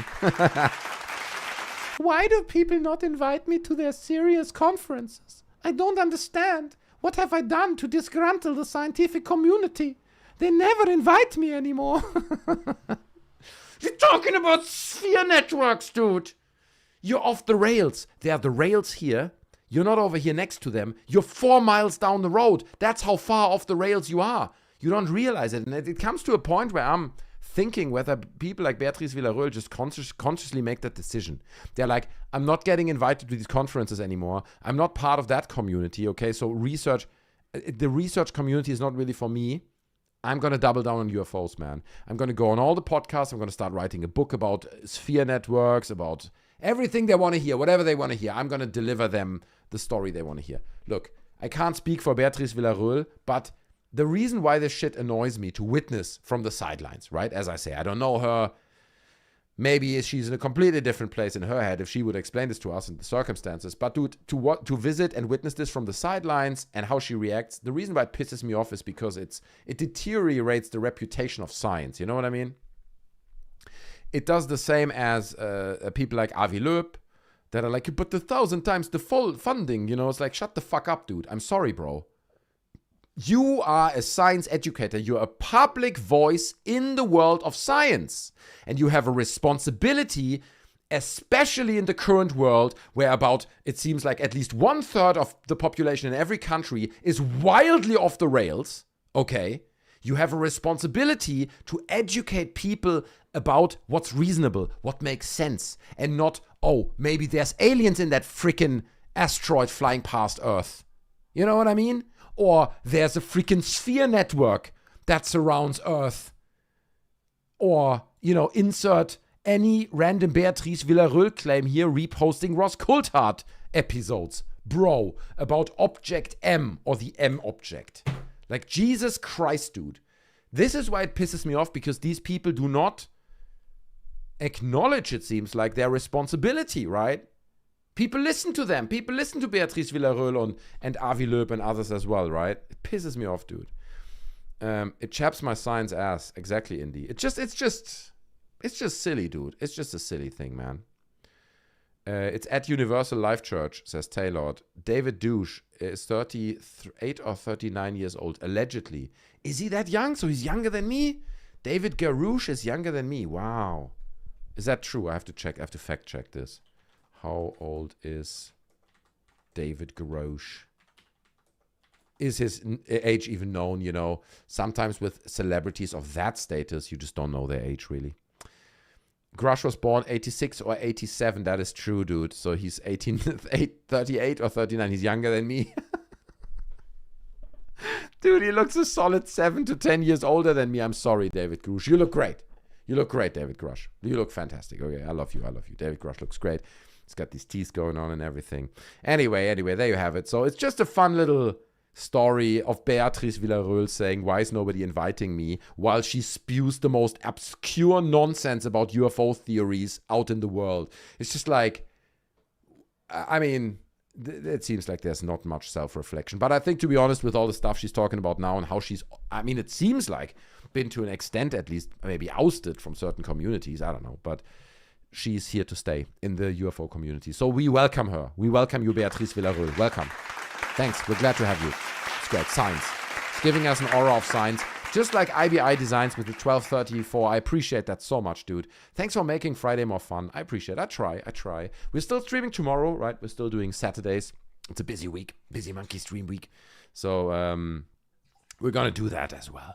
But I appreciate IBI Designs, man. It's fun for me to make your guys' Friday more fun. If only I had an air condition. Maybe I should spend the 12 Canadian on a fan or something at some point. It's just, here's the problem. Here's the problem with me and this fan thing, right?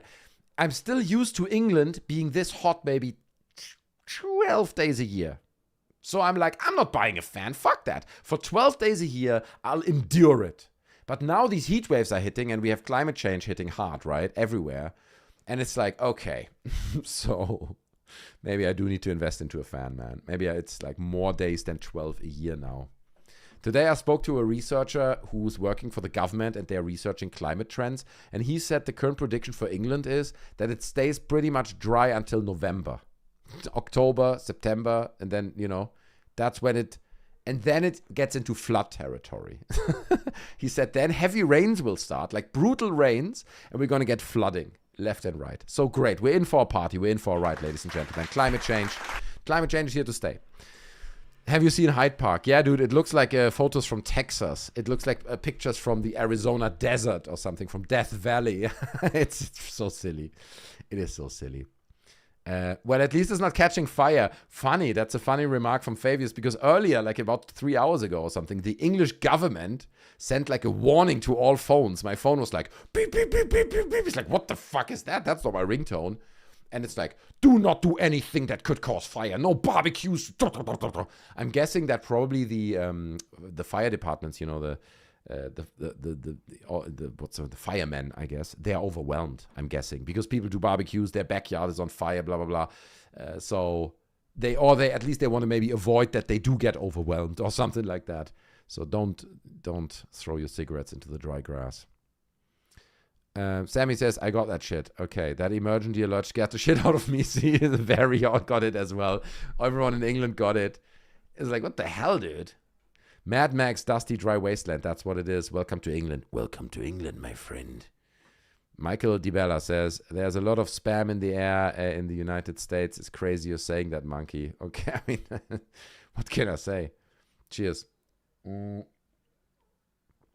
David says, only foreigners and Dumbos get sent that message. Oh, shit. So I got it. So I'm a Dumbo then. I mean, I'm a foreigner. No, I'm not a Dumbo. I'm a foreigner. I'm an immigrant. I'm an immigrant in England, right?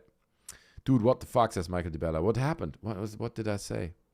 Geoengineering equals climate change, says Chad Lincoln. You're not wrong. You're not wrong, okay? Because obviously, if you look at, I don't want to start a fight now with climate change deniers, but if you look at the numbers, it's crazy how from the 50s to the 60s to the 70s, it just gets hotter and hotter, and now we're reaching this pivotal point where the average temperature is just so exorbitantly higher than it ever was. And people are still like, this is fine. This is no problem. And we've obviously caused it, man. I mean, we brutally accelerated it. We brutally accelerated it with the CO2 and everything. So there you have it, okay? We did it to ourselves. Earth will survive. We won't. So that's that. Monkey's a dingo. It's funny you say this, Kompliziert. I said today to someone, I'm sweating like a dingo, which is weird. But there you go. I guess great minds think alike.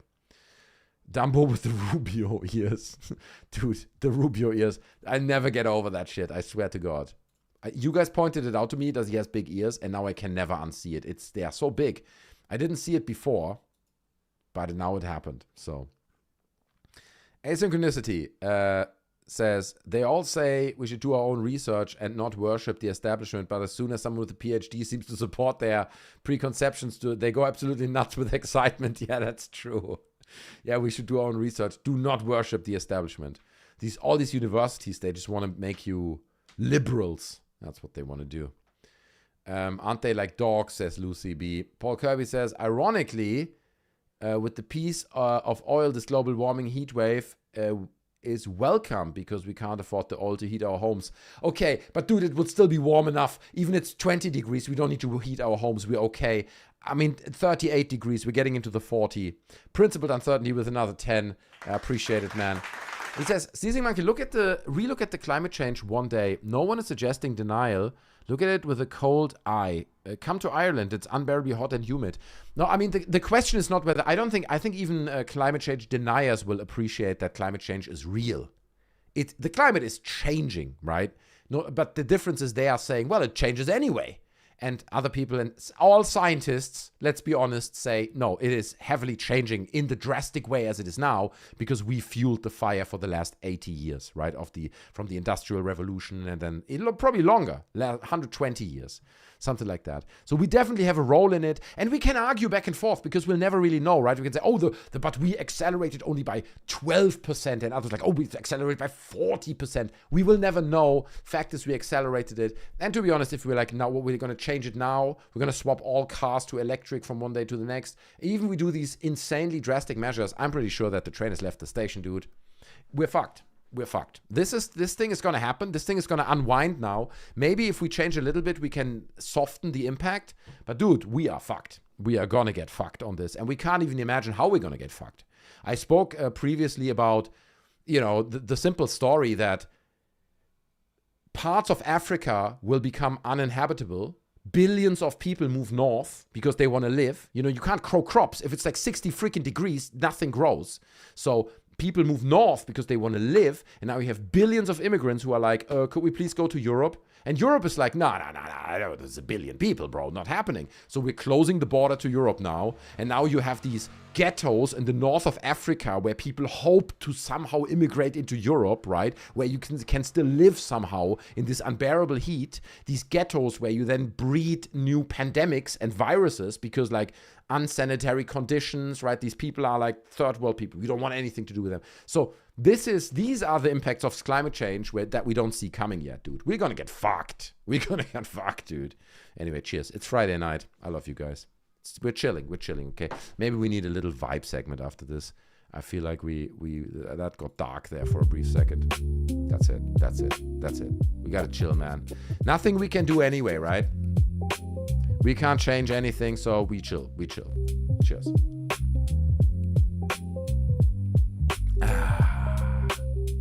Food production is the first to fail.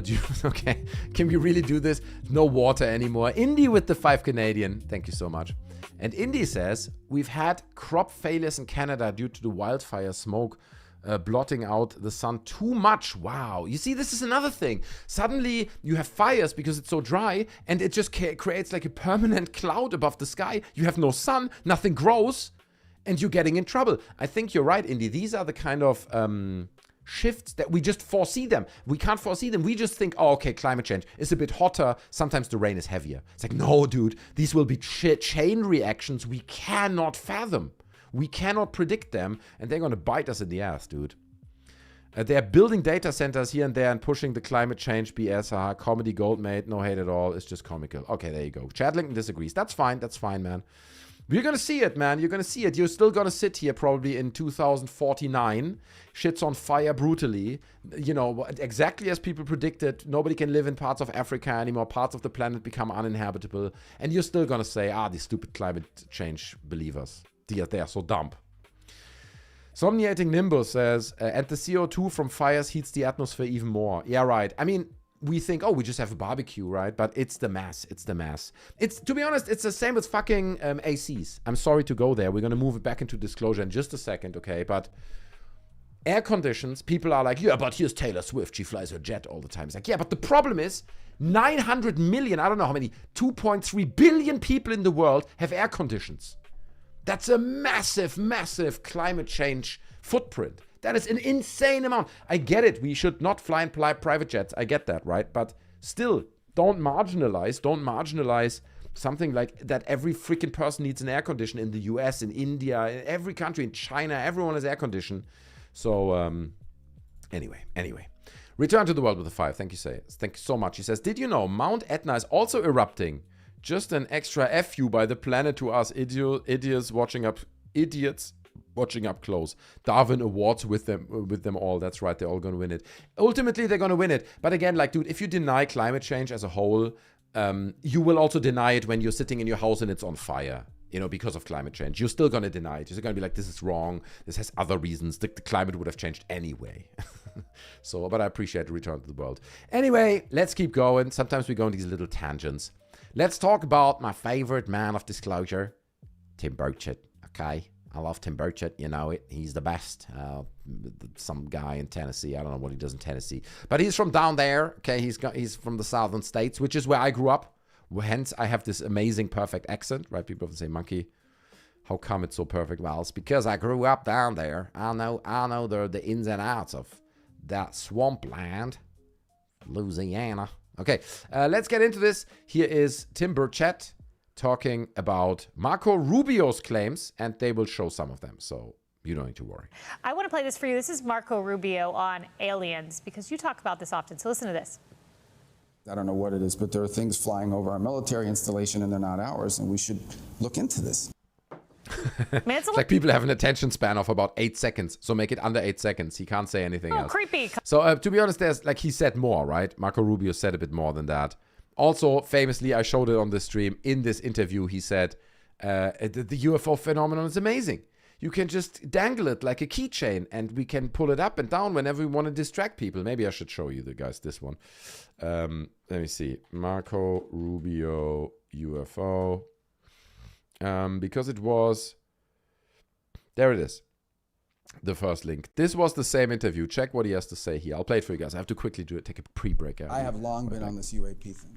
Thank you so much, Dinkamozzi, man. You absolute legend. I'm gonna read your super chat now, because otherwise, if I don't read it now, it will disappear forever. Dinkamozzi with the $14.99, dude, that's so generous. Pushes us to 12 super chats. Today is the last day of the Outback car rally I am on, so I'll be back to you for tomorrow's show. Have a great show, everyone. That's awesome, Dinkamozzi, man. Huge applause. And I mean, honestly, you should really call in tomorrow and give us a bit of a rundown of your experience, okay? Because he's been in the Outback, he's been fighting snakes, dragons, and giant spiders, right? Out in the Outback with a sword, as far as I know. Allegedly, that's what I heard, right? Like a magical sword, a bit like He-Man. And then he screams by the power of Grayskull, and he fights these giant spiders. So I'm very curious to hear how he survived that, because I don't think I would survive a single day in the Australian Outback. Where do you sleep? You can't sleep there. You lay down, you're covered in freaking snakes and scorpions. And it's like, in spiders, it's not... I have so many questions, so Dinkamozzi, you got to come on the show tomorrow, okay? That'd be great. Just want to hear your story. So thank you so much for the $14.99 Australian, man. It means so much, Dinkamozzi, you legend. Let's listen to this real quick. I'll have a pee break. And when I come back, we'll watch the other clip that builds on this, basically. I have long been on this UAP thing. And now, I've sort of surrendered that portfolio to someone else who you know well, who's very much in charge of the UAP issue. Again, it's not, what I say is, I don't know who it is, I don't know what it is, but there are things flying over our military installation and they're not ours, and we should look into this, be serious about it.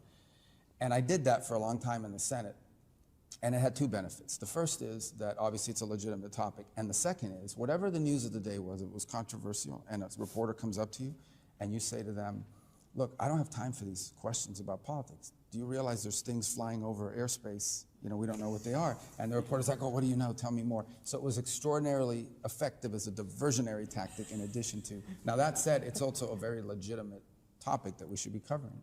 So I don't call it a conspiracy. I don't know the answer to any of it. I'm just, asking the questions about, we should know what's flying over our airspace.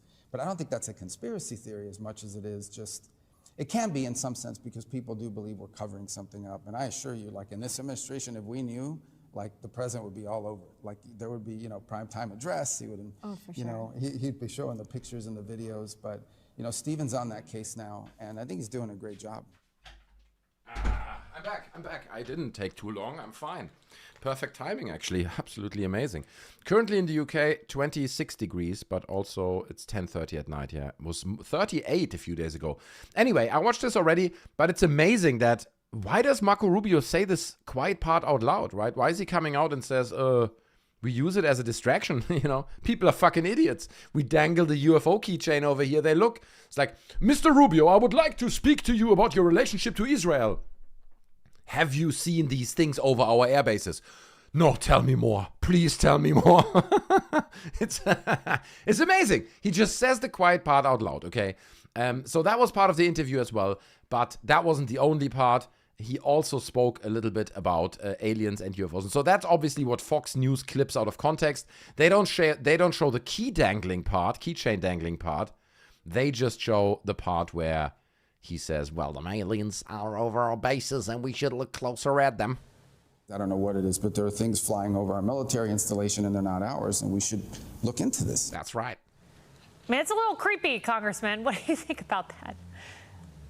I've been harping on this for years, as you know, in Congress.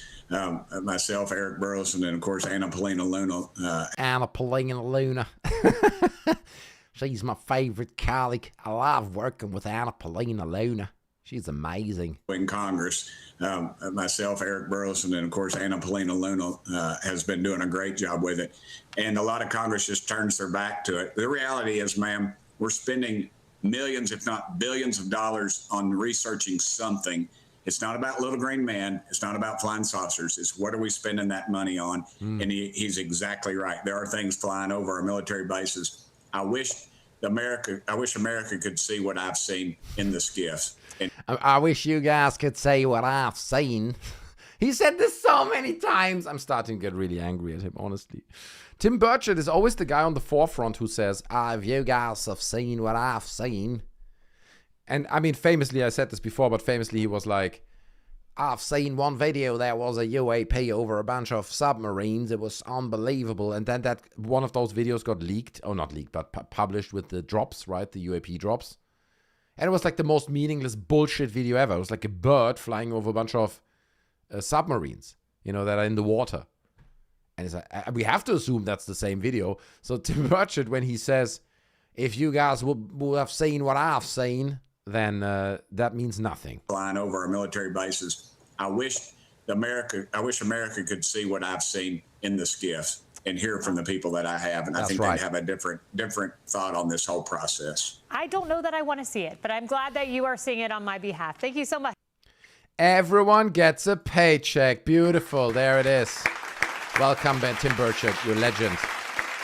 What a legend, bro. Everyone gets a little piece of the grifto pie, man. Absolutely stunning. If what Burchett has seen in those skiffs is significant as he suggests, the real question is why the public still hasn't allowed to see the evidence itself. Because it's classified, obviously. Can you imagine if the government... It's just like, okay, it's classified, right? You'll see in a minute David Grusch talking about it. Doesn't seem very classified, to be honest. I don't care what he saw. That's not their job, he says. To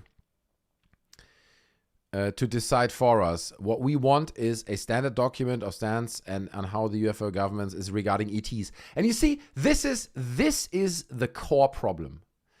You see these people replying, right? Everyone replies. Wacky Warrior with the $4.99. Thank you so much, man. I love it. Thank you. It means a lot.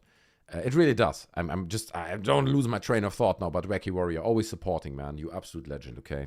I see you. I see you, my man. See you supporting. Cheers. So you get these replies often where people basically say ETs. Oh, they need to give us a clear stance now about ETs. They can't say about this or about that. Well, nobody here in the whole video that we watched spoke about ETs.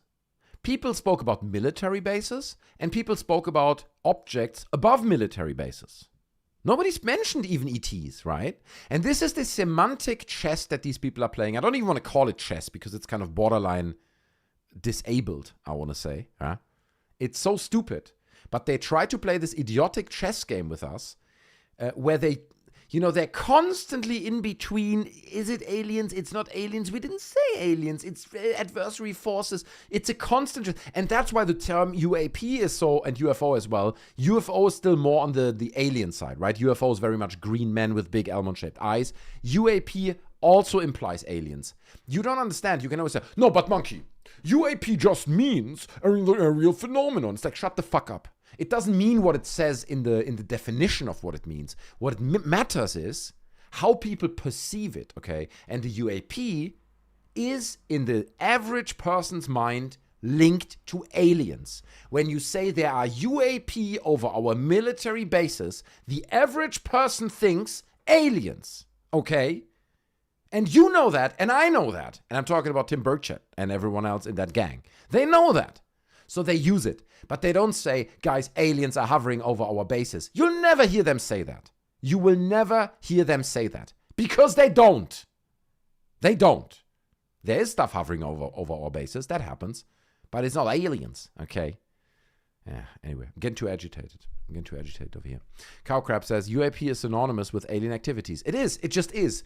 I mean, again, you can say, no, monkey, it's not. The definition is just unknown. It's like, it doesn't matter what the definition is. It matters how it's perceived. People connect the dots. It's just what it is, man. Why do you think this whole hubbub about disclosure and, Burchett and Burleson and Anna Luna and Grusch and all this circus that's going on is about what? Is about a bunch of drones or adversary drones over our airfields? That's what it's about? Come on, man. It is about aliens. We're talking aliens. This whole show is about aliens. Everything is about aliens. Okay? So I do kind of agree with this guy here who replies and basically says, we need a clear stance on ETs. Make it clear. Say, do we have ETs or not? John Doe, good to see you. It's a stupid rename. It's semantics, right? It's semantics. They're playing semantic games, which means games of what this word exactly means. What does this word mean exactly? What does it mean to you? What is the definition of the word? That's what we're playing, right? We're using words that are designed to be misleading, right? They're designed to lead you down a corridor where you think, whoa, man, he just confirmed aliens. But actually, all he said was there's activity that we can't really identify over certain spots. This is a very different thing. So, and they're doing it intentionally. They're amplifying the narrative, and they want to mislead people because ultimately this whole UAP thing is about misleading people. I mean, we've just seen freaking Marco Rubio confirming it. He's like, we're dangling a keychain. Whenever it's uncomfortable, we bring it up. Deno kompliziert. With 251, appreciate it. I got some UAP in my USO, man. That's what I hear a lot. Appreciate it. But you know what I mean. You guys understand, right? You understand what I'm saying. Anyway, I'm trying my best to communicate with you guys. Now, we're moving forward, but I'm going to read some chat first. I never read chat. Semantic wars. That's it, actual MVP. That's it. It's intentionally designed to suggest something that it's really not. There's a good chance the aliens are commies. Dude, 100%, dude. They're going to share everything equal with everyone. Like, burn them down. You know what I mean? That's horrible. The anti-semantic wars. Oh, actual MVP. You must be careful. You get banned for that kind of rhetoric. Someone in London got arrested because she was holding up a sign that said polystyrene action now or something. Or Pleistocene action now. It's like it's like a chemical component that you use to glue things together. Got arrested for it. Can't say it. It's too much, okay? It's 2026. Lucy says, don't forget, like, I did that now. That's right. People always forget to like. Please spend the 2 seconds. Okay, go down there and smash like on the stream. It really helps. The algorithm understands that even I published 100 videos today and then made them private again, that you still want to watch this show because I think the algorithm was confused. Like and share. That's right. You can also share it, right? Maybe you have a Facebook page. Maybe you have a Twitter page where you have 400 followers. Put it on there. Just say, I'm watching this right now. It's this German guy. Don't know what he's talking about, but I kind of like it. Fast Trick, lurking over on Twitch. I appreciate it. Respect, my man. Twitch is the place to be. It's kind of the VIP area. It's less busy. You chill, you know, and all that. Cheers. Dan Burish was around 2001, spoke with J-Rod at Area 52, says Jesper. Says John Air to Jesper. I mean, that's what Dan Burish claims, dude. The J-Rod story. Are we really? I mean, the J-Rod story, that's like Art Bell lore, right? Let's be honest. Like, that comes out of the... I know that Art Bell didn't come up with it, but that's what really made it popular, the J-Rod story. Come on. Are we really buying this still? Macrab says, all my VI UAPs, that's it. Cool kids drinking and smoking over here. That's right, in Treff, they're chilling over on Twitch, you know. Smoking them big blunts and looking down on the dance floor where the main party happens. But, you know, it's like VIP area. You know how it is. We're talking about grifters coming back, says John Air. Right. Return to the World says, don't share out-of-context videos. What did I share? What do you mean? What? Whoa, I'm being attacked. Return to the World. Return to the World. Are you talking about this video I shared? Did you feel that was out of context? I don't know. I want to believe a Burish over Schneider. Yeah, Schneider is 100% nonsense, dude. Watch my Phil Schneider debunked video. 100% nonsense, okay? Phil Schneider, for me personally, is debunked. Dan Burish, I mean, can't take it serious either. But anyway. Monkey Hello says, Dark Matter Official, I appreciate it. Let's get into the main story of tonight, okay? You can share the stream now. Put it on your Facebooks, your Twitters. We're getting into the main story. We will talk about my favorite real estate agent, David Grusch, okay? David Grusch is back, baby. Okay, we had the news recently where Trump said, well, we're going to probably do something, the whistleblowers, UAP, we're going to protect them. Okay, so he's like maybe giving them a little bit more confidence to come out.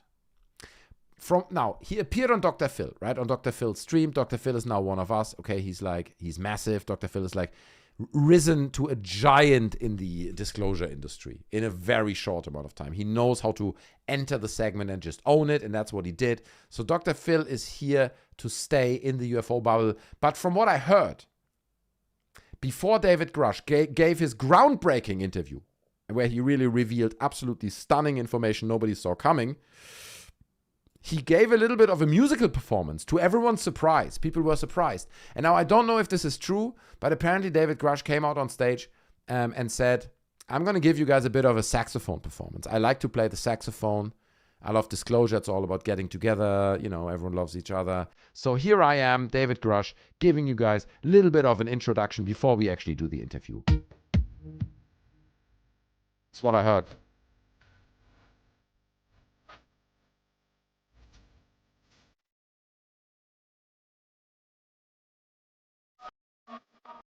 Woo! Epic, dude. That's huge.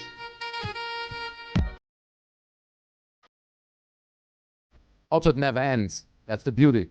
Never ends. We can do it all night long. All night long, baby. That's right. Let's go. It's disclosure. Woo! Okay, anyway. So he gave a little performance first. That's what I heard. Allegedly. I don't know if it's true. But that's what I heard. He was like, I want to do a little performance. So to set the stage, right? To set the stage. But then he obviously gave the long anticipated interview with Dr. Phil. Okay. And they spoke about things that are really, truly groundbreaking, guys. So strap in for this one. This changes everything. For years, for decades, for millennia, we've been waiting for disclosure. It's finally here. These pilots or occupants of these craft, to your knowledge, been taken alive?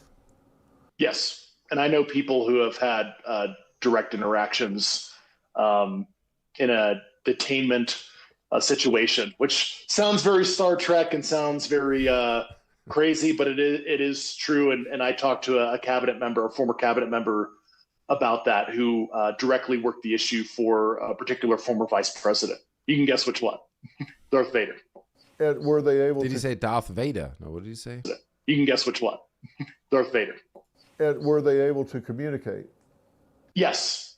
Yes. And it is true that some sort of consciousness communication, of course, people call it. They brought in fucking Uri Geller, dude.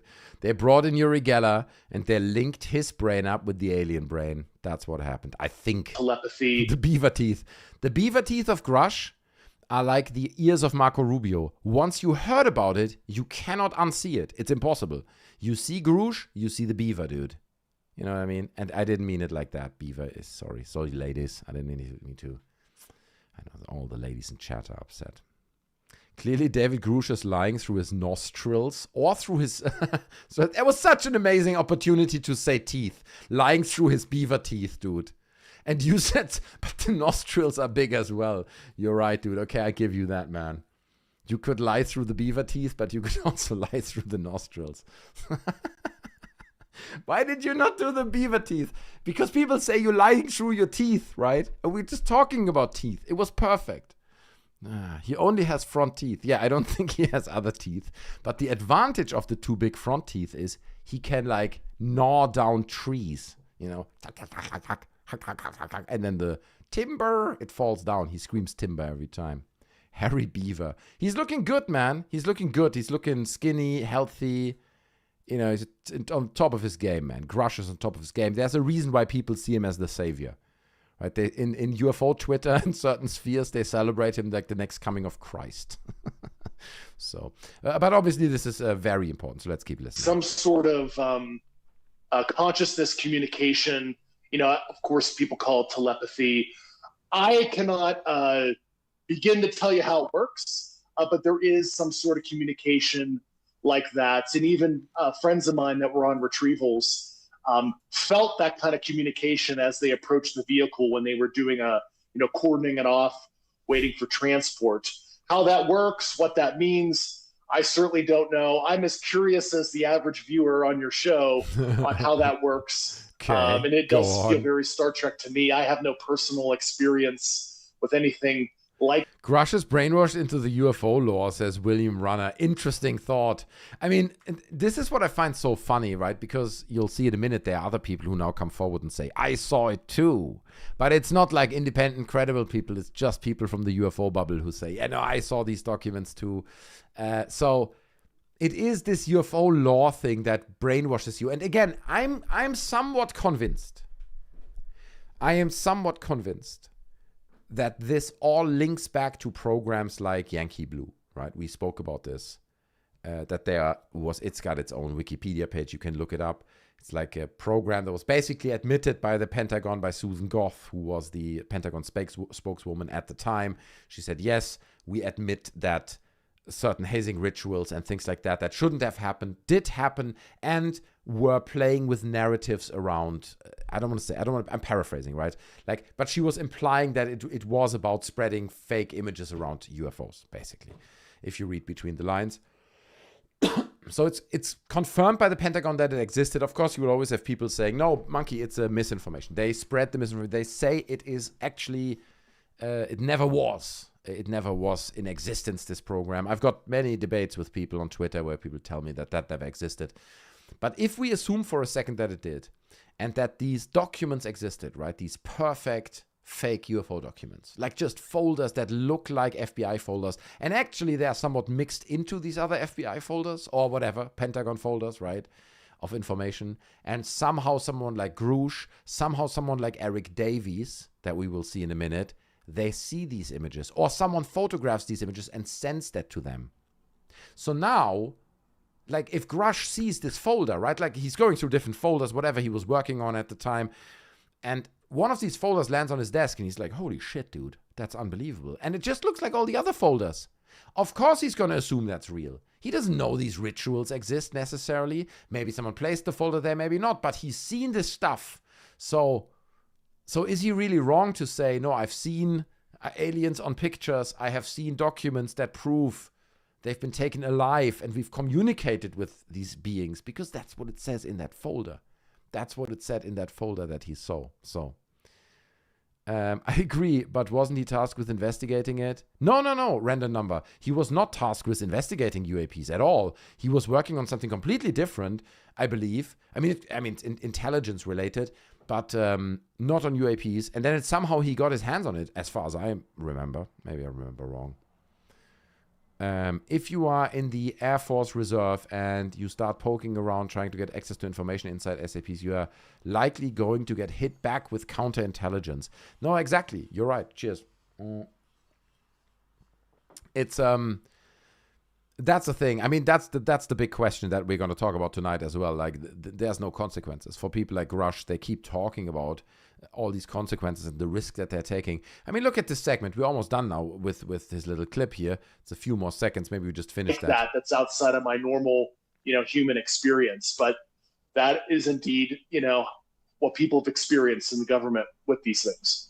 So this is not exactly what people have experienced in the government. This is what you have seen on documents, okay? So at any time, we have to assume that potentially a document, a piece of paper, a photo has been altered, faked, for whatever reason. The reason is a different question, but you can't just say, this is what governments do because you saw a folder, or maybe you spoke to someone who says, no, trust me, bro, I want to remain anonymous, but it's totally real. You know what I mean? Like, there's still so much discrepancies, but here he is saying he totally saw aliens and stuff in documents. Yet, and this is where it gets interesting, right? Here he is. Oh, hold on. Here he is a while back on Joe Rogan, okay? And he's saying something very different on Joe Rogan when being asked about whether he has seen alien bodies or whether he knows of retrieving alien bodies. Because keep in mind, since he was on Joe Rogan here in this clip that we're going to watch, he hasn't worked with the government, right? He only spent, like Bob Lazar, for example, claiming he spent his time in the government working on S4 or seeing these documents, and then they're ousted, right? They are ousted from the community of serious people, if you want to call it like that. And now they're on their own, and now they do interviews. So there's no information that Grusch could have gotten really from the government about aliens and seeing as from this interview that we're about to watch now to the one he gave a few days ago that we watched just now. William Runner is a Champions VIP member now. Thank you so much, my friend. Appreciate it. Check it out. We've got loads of Champions VIP member videos, okay? Exclusive vlogs and cooking videos. There's all kinds of content, okay? And I'm going to boost it up because, to be honest, we're probably going to make these streams free soon for everyone. I know. Sorry. I know. Members are upset because I mean, do I really need to keep them 2 weeks private for members? If I'll just make them all public. But anyway, I'm gonna just create more members content. Then I'm gonna do more members videos that are maybe more philosophical, where I talk about the state of the world and other things for members, right? Like vlogs. I'll do more content like that. That's Mr. Captain Agent Grusch to you, Mr. Monkey. Okay, I'm sorry.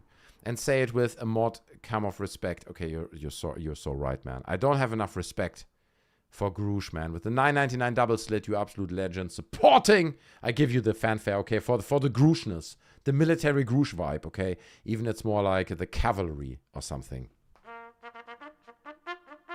That's right. Goes out to my man double slit with the 9.99. Now, listen to Grusch here. What he said, and I mean, this is like, what, a year ago, maybe 1.5, 2, something like that. Well, from when is this tweet? From when is the tweet? July. No, this is August 14th. So someone refreshed it because of the claims that Grusch made in the new interview. So check this out. Are there discussions of interactions with live beings? There was some water cooler talk about that kind of thing, but I don't even want to get into it because it's like, and there were some details provided to me, but it's like, it's secondary, and I don't know if that's like the telephone game. Mm-hmm. Wait a second. Wait a second. So, are these the same sources that we're talking about now, where he's like, no, I've seen it, man. The aliens are real. The government has the aliens. We've been communicating with them telepathically. People say telepathically, but And here he is, allegedly with the same information. It's like, I've seen some stuff, but it's just secondary sources. So wait, so which one is it then? Which one is it? And there were some details provided to me, but it's like, it's secondary, and I don't know if that's like the telephone game, and I don't know if it was hyperbolized in any way, in the break room, so to speak. So I'm so anal about making sure what I say is accurate. I don't know. Dude, holy shit. The irony of him in this segment saying, I'm so making sure that what I say is accurate is amazing. Because here he is a bunch of months later saying, actually, it's not like that at all. William Runner with the 10, thank you so much. Life is short, have fun and love the life we've been given. I appreciate it, dude. You're right. Times are tough. Okay, times are tough out there. But you're right. Thanks for the 10. It means so much. And with such a beautiful message. Sometimes these kinds of messages then bleed into some kind of esoteric new age stuff, but as long as it's about peace and happiness, man, I'm fully with you, okay? And you're right.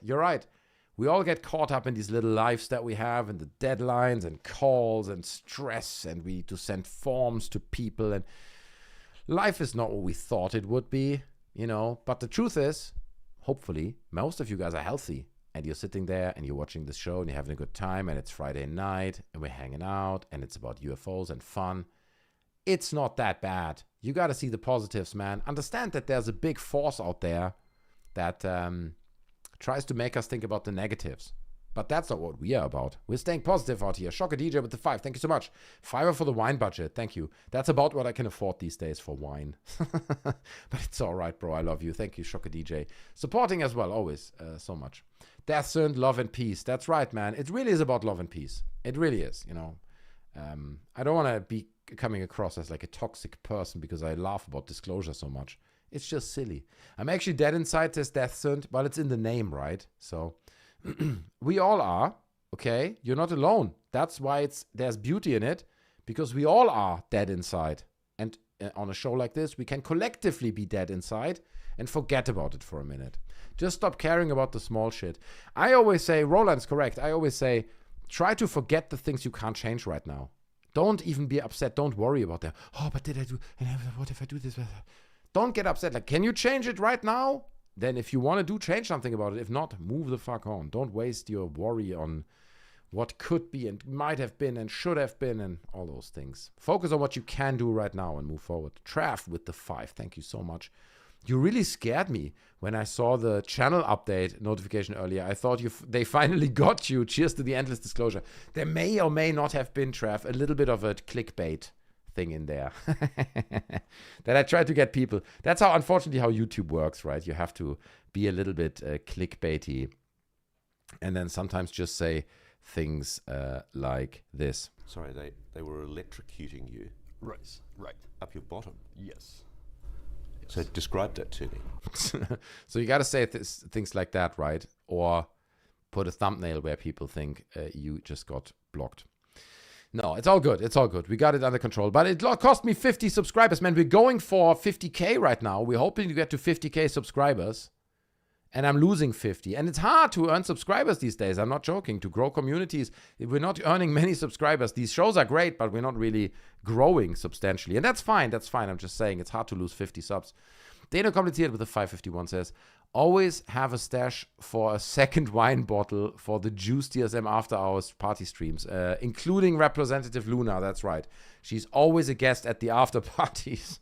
Allegedly, these are members after parties on Saturdays, and they will always be there. So, random number with a 10. Thank you so much. Can you explain the Grusch link? Public info is that he was tasked with looking up UFOs and he interviewed 40 people, but you suggested he did not. I don't think he did. Let me look it up. Let me get a fact check that, okay? What was David Grusch? Maybe I'm misinformed. I don't want to lie, man. I can't remember everything at all time. But let's see. Let's see what the computer brain can find for us. What was David Grusch's role when he worked inside the government? Right? We're not going to suggest anything. We're not saying UFOs. See, I just want to see what his role was. So it says, Grusch was essentially an intelligence officer. A lot of his work involved satellite reconnaissance, geospatial intelligence, and later UAP investigations. Okay, fair enough. I didn't know this. I thought he's a guy who does, I don't know, man. he reads maps and shit. His government career included several overlapping things. U.S. Air Force intelligence officer. He served about 14 years as an intelligence officer, including combat in Afghanistan, rank of major. A national reconnaissance officer. He worked at the agency responsible for America's spy satellites and served NRO. So that's what I mean. This is the kind of stuff he did. He's not the UAP guy. He's not Nick Pope. It's not like what Nick Pope was for the Ministry of Defense in England, where he was tasked pretty much from the beginning to look into UAPs. That's not what he was. But let's keep reading. National Geospatial Intelligence Agency. He subsequently worked as a senior geospatial intelligence officer and became one of the NGA's principal officers during dealing with UAP. From roughly late 21 to 22, he was co-led for UAP analysis at the NGA and represented the NGA to the UAP task force. Right. So from late 21 to July, so for about 7 months, which is not nothing, but it looks like he had a massive career, 14 years as an intelligence officer. And then for 7 months, he was co-led for UAP analysis. And keep in mind, UAP analysis is not aliens, okay? That's like FLIR footage and reports, probably. It is important to distinction that Grusch wasn't just some guy, blah, blah, blah. However, he has not claimed that his normal job involved personally working inside a crashed retrieval alien craft. Yeah, we know that. Thanks for that, Captain Obvious. Idiot computer. Nick Pope missed. Rest in peace. That's true. Applause for Nick Pope, man. We're missing Nick Pope over here, dude. I agree, man. He's a good guy. He's one of the good guys. I always loved him. You can go back 1,000 years of stream that I've done here. I've never shit on Nick Pope. He's a good guy. Oh my God, I see, says Jeffrey Swanson. William Runner says, lol.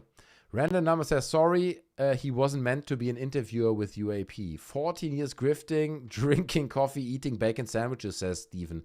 Stephen Hawkins, no, man, he's in the military. He was deployed in fucking Afghanistan, dude. That sucks. I mean, I don't want to be deployed in Afghanistan, so I got to give him credit for that. I give him credit for working as an intelligence officer. It's hard to imagine, right? It's hard to imagine how goofy Grusch comes across these days, let's be honest.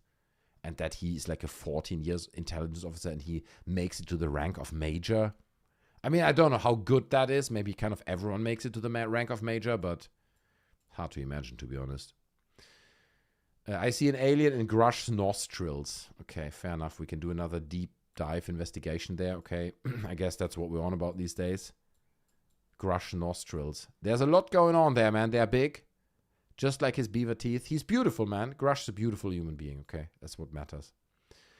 Tree-eating crew. There you go, man. The beaver. The dino beavers. People get confused about the dino beavers, right? Because they were also playing at our Skinwalker Ranch Festival. Dino beavers, I think that originates from Skinwalker, right? People reported dino beavers, a mixture of a dinosaur and a beaver giant at Skinwalker Ranch. Major F up, Paul Kirby. Come on, he's trying. Grusch is trying his best, okay? But it's just funny that on Rogan he says, well, it's all secondhand stuff about aliens. I don't know it. And here he is 2 years later saying, oh, well, actually, it's totally real, man. We have aliens and we've communicated with them. So that's great. Okay, Grusch is really doing a great job. And let's be honest, dude, this is crazy because if you look at UFO Twitter right now, dude, it is absolutely insane. Everyone is like, okay, that's it. Disclosure's here. Grusch has said we have aliens.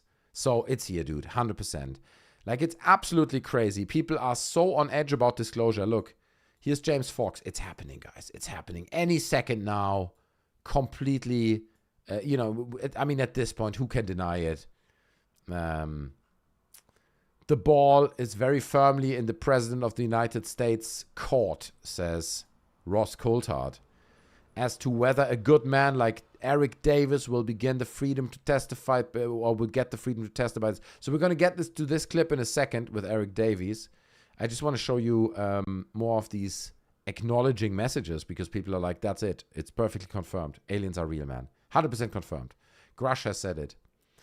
I'm perfectly willing to make a fool to be made a fool of for having taken the UAP issue seriously enough to seek out an interview former military figures, but such as David Grusch, blah, blah, blah. I've received information. So everyone is kind of jumping on this bandwagon now and confirms that aliens are real, okay? Because Grusch said so. It's wild, man. It is wild to witness. Here's Ashton Forbes.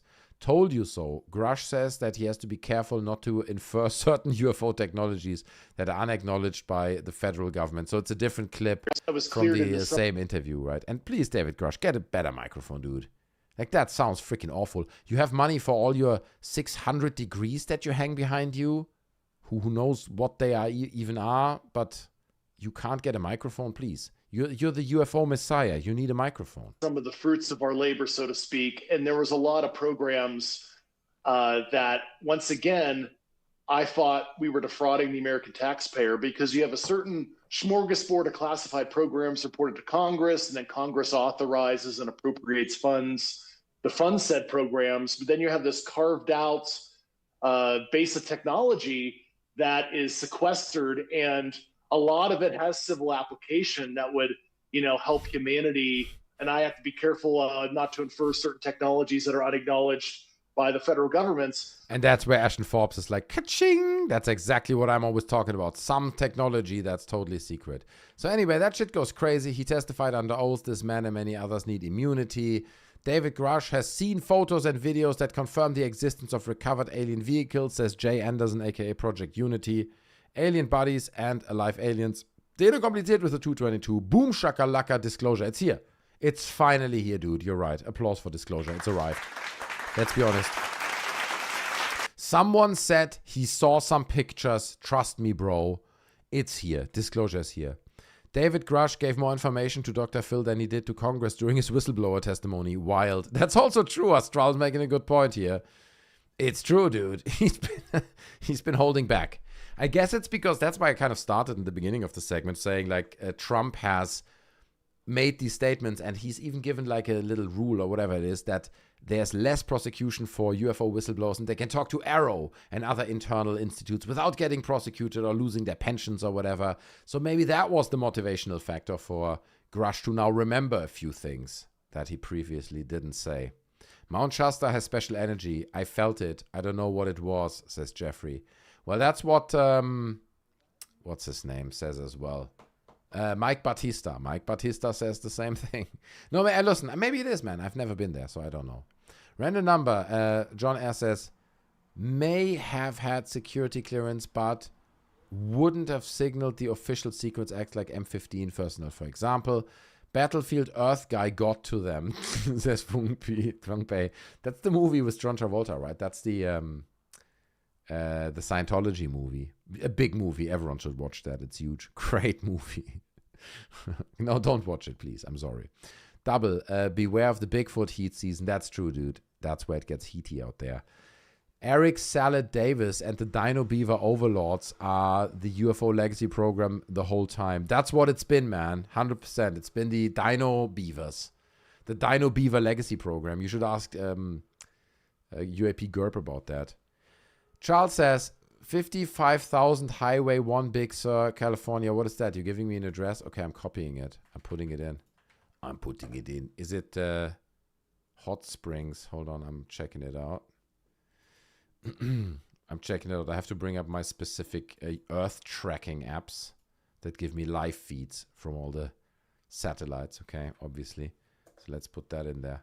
Here we go. We're flying into the location that was pointed out in chat. There it is, bro. Okay. Looks like GTA. I've been there. Mostly just to make it. John Travolta's my leader, says Jeevan Hawkins. 100%, dude. You're right. They really believe that's how shit went down here. Yeah, they do. Do they? They bought into the idea. One of us. Show me your Dino Beaver, Flaky. That's an inappropriate comment. I didn't expect that kind of comment from Flaky, who's a very serious researcher. Okay. So what is this? What is this location, bro? You're giving me the location? Why am I looking at this? Wait, let me click it. What does it say? Looks nice.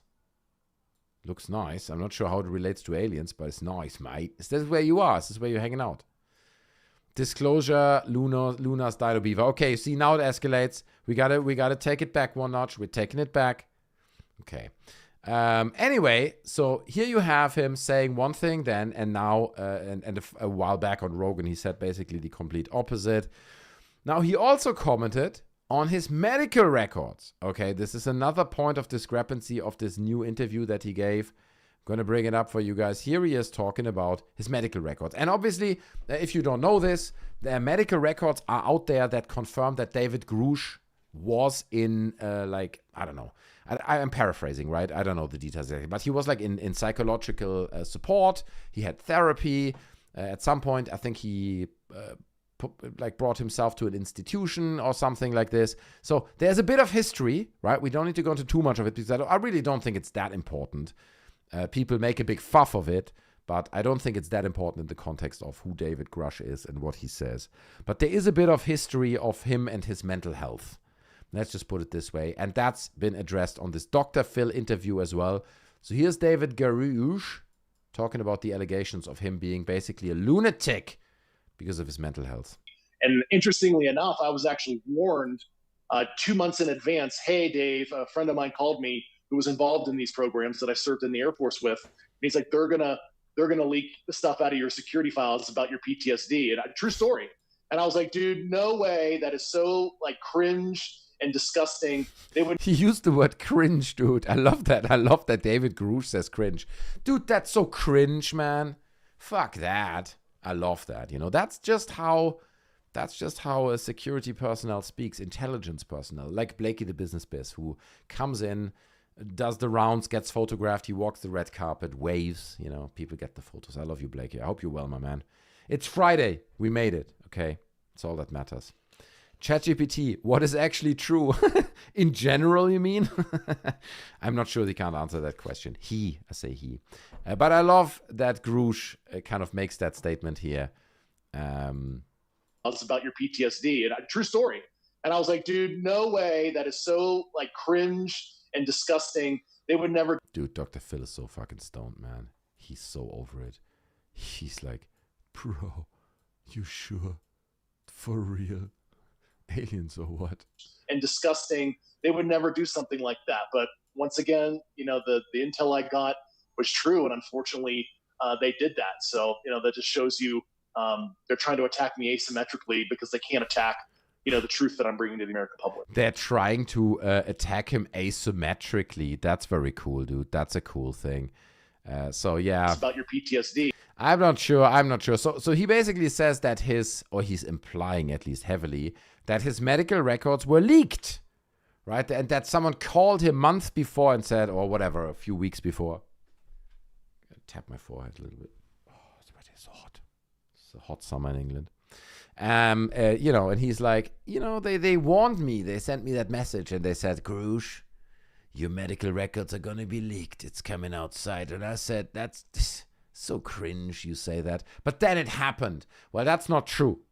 That's not true, dude. It's not what happened, man. His medical records got leaked, is what he claims. What actually happened is that they were gotten through the Freedom of Information Act. It's just false information, dude. And Stephen Greenstreet, I think, is the one who requested it at the time.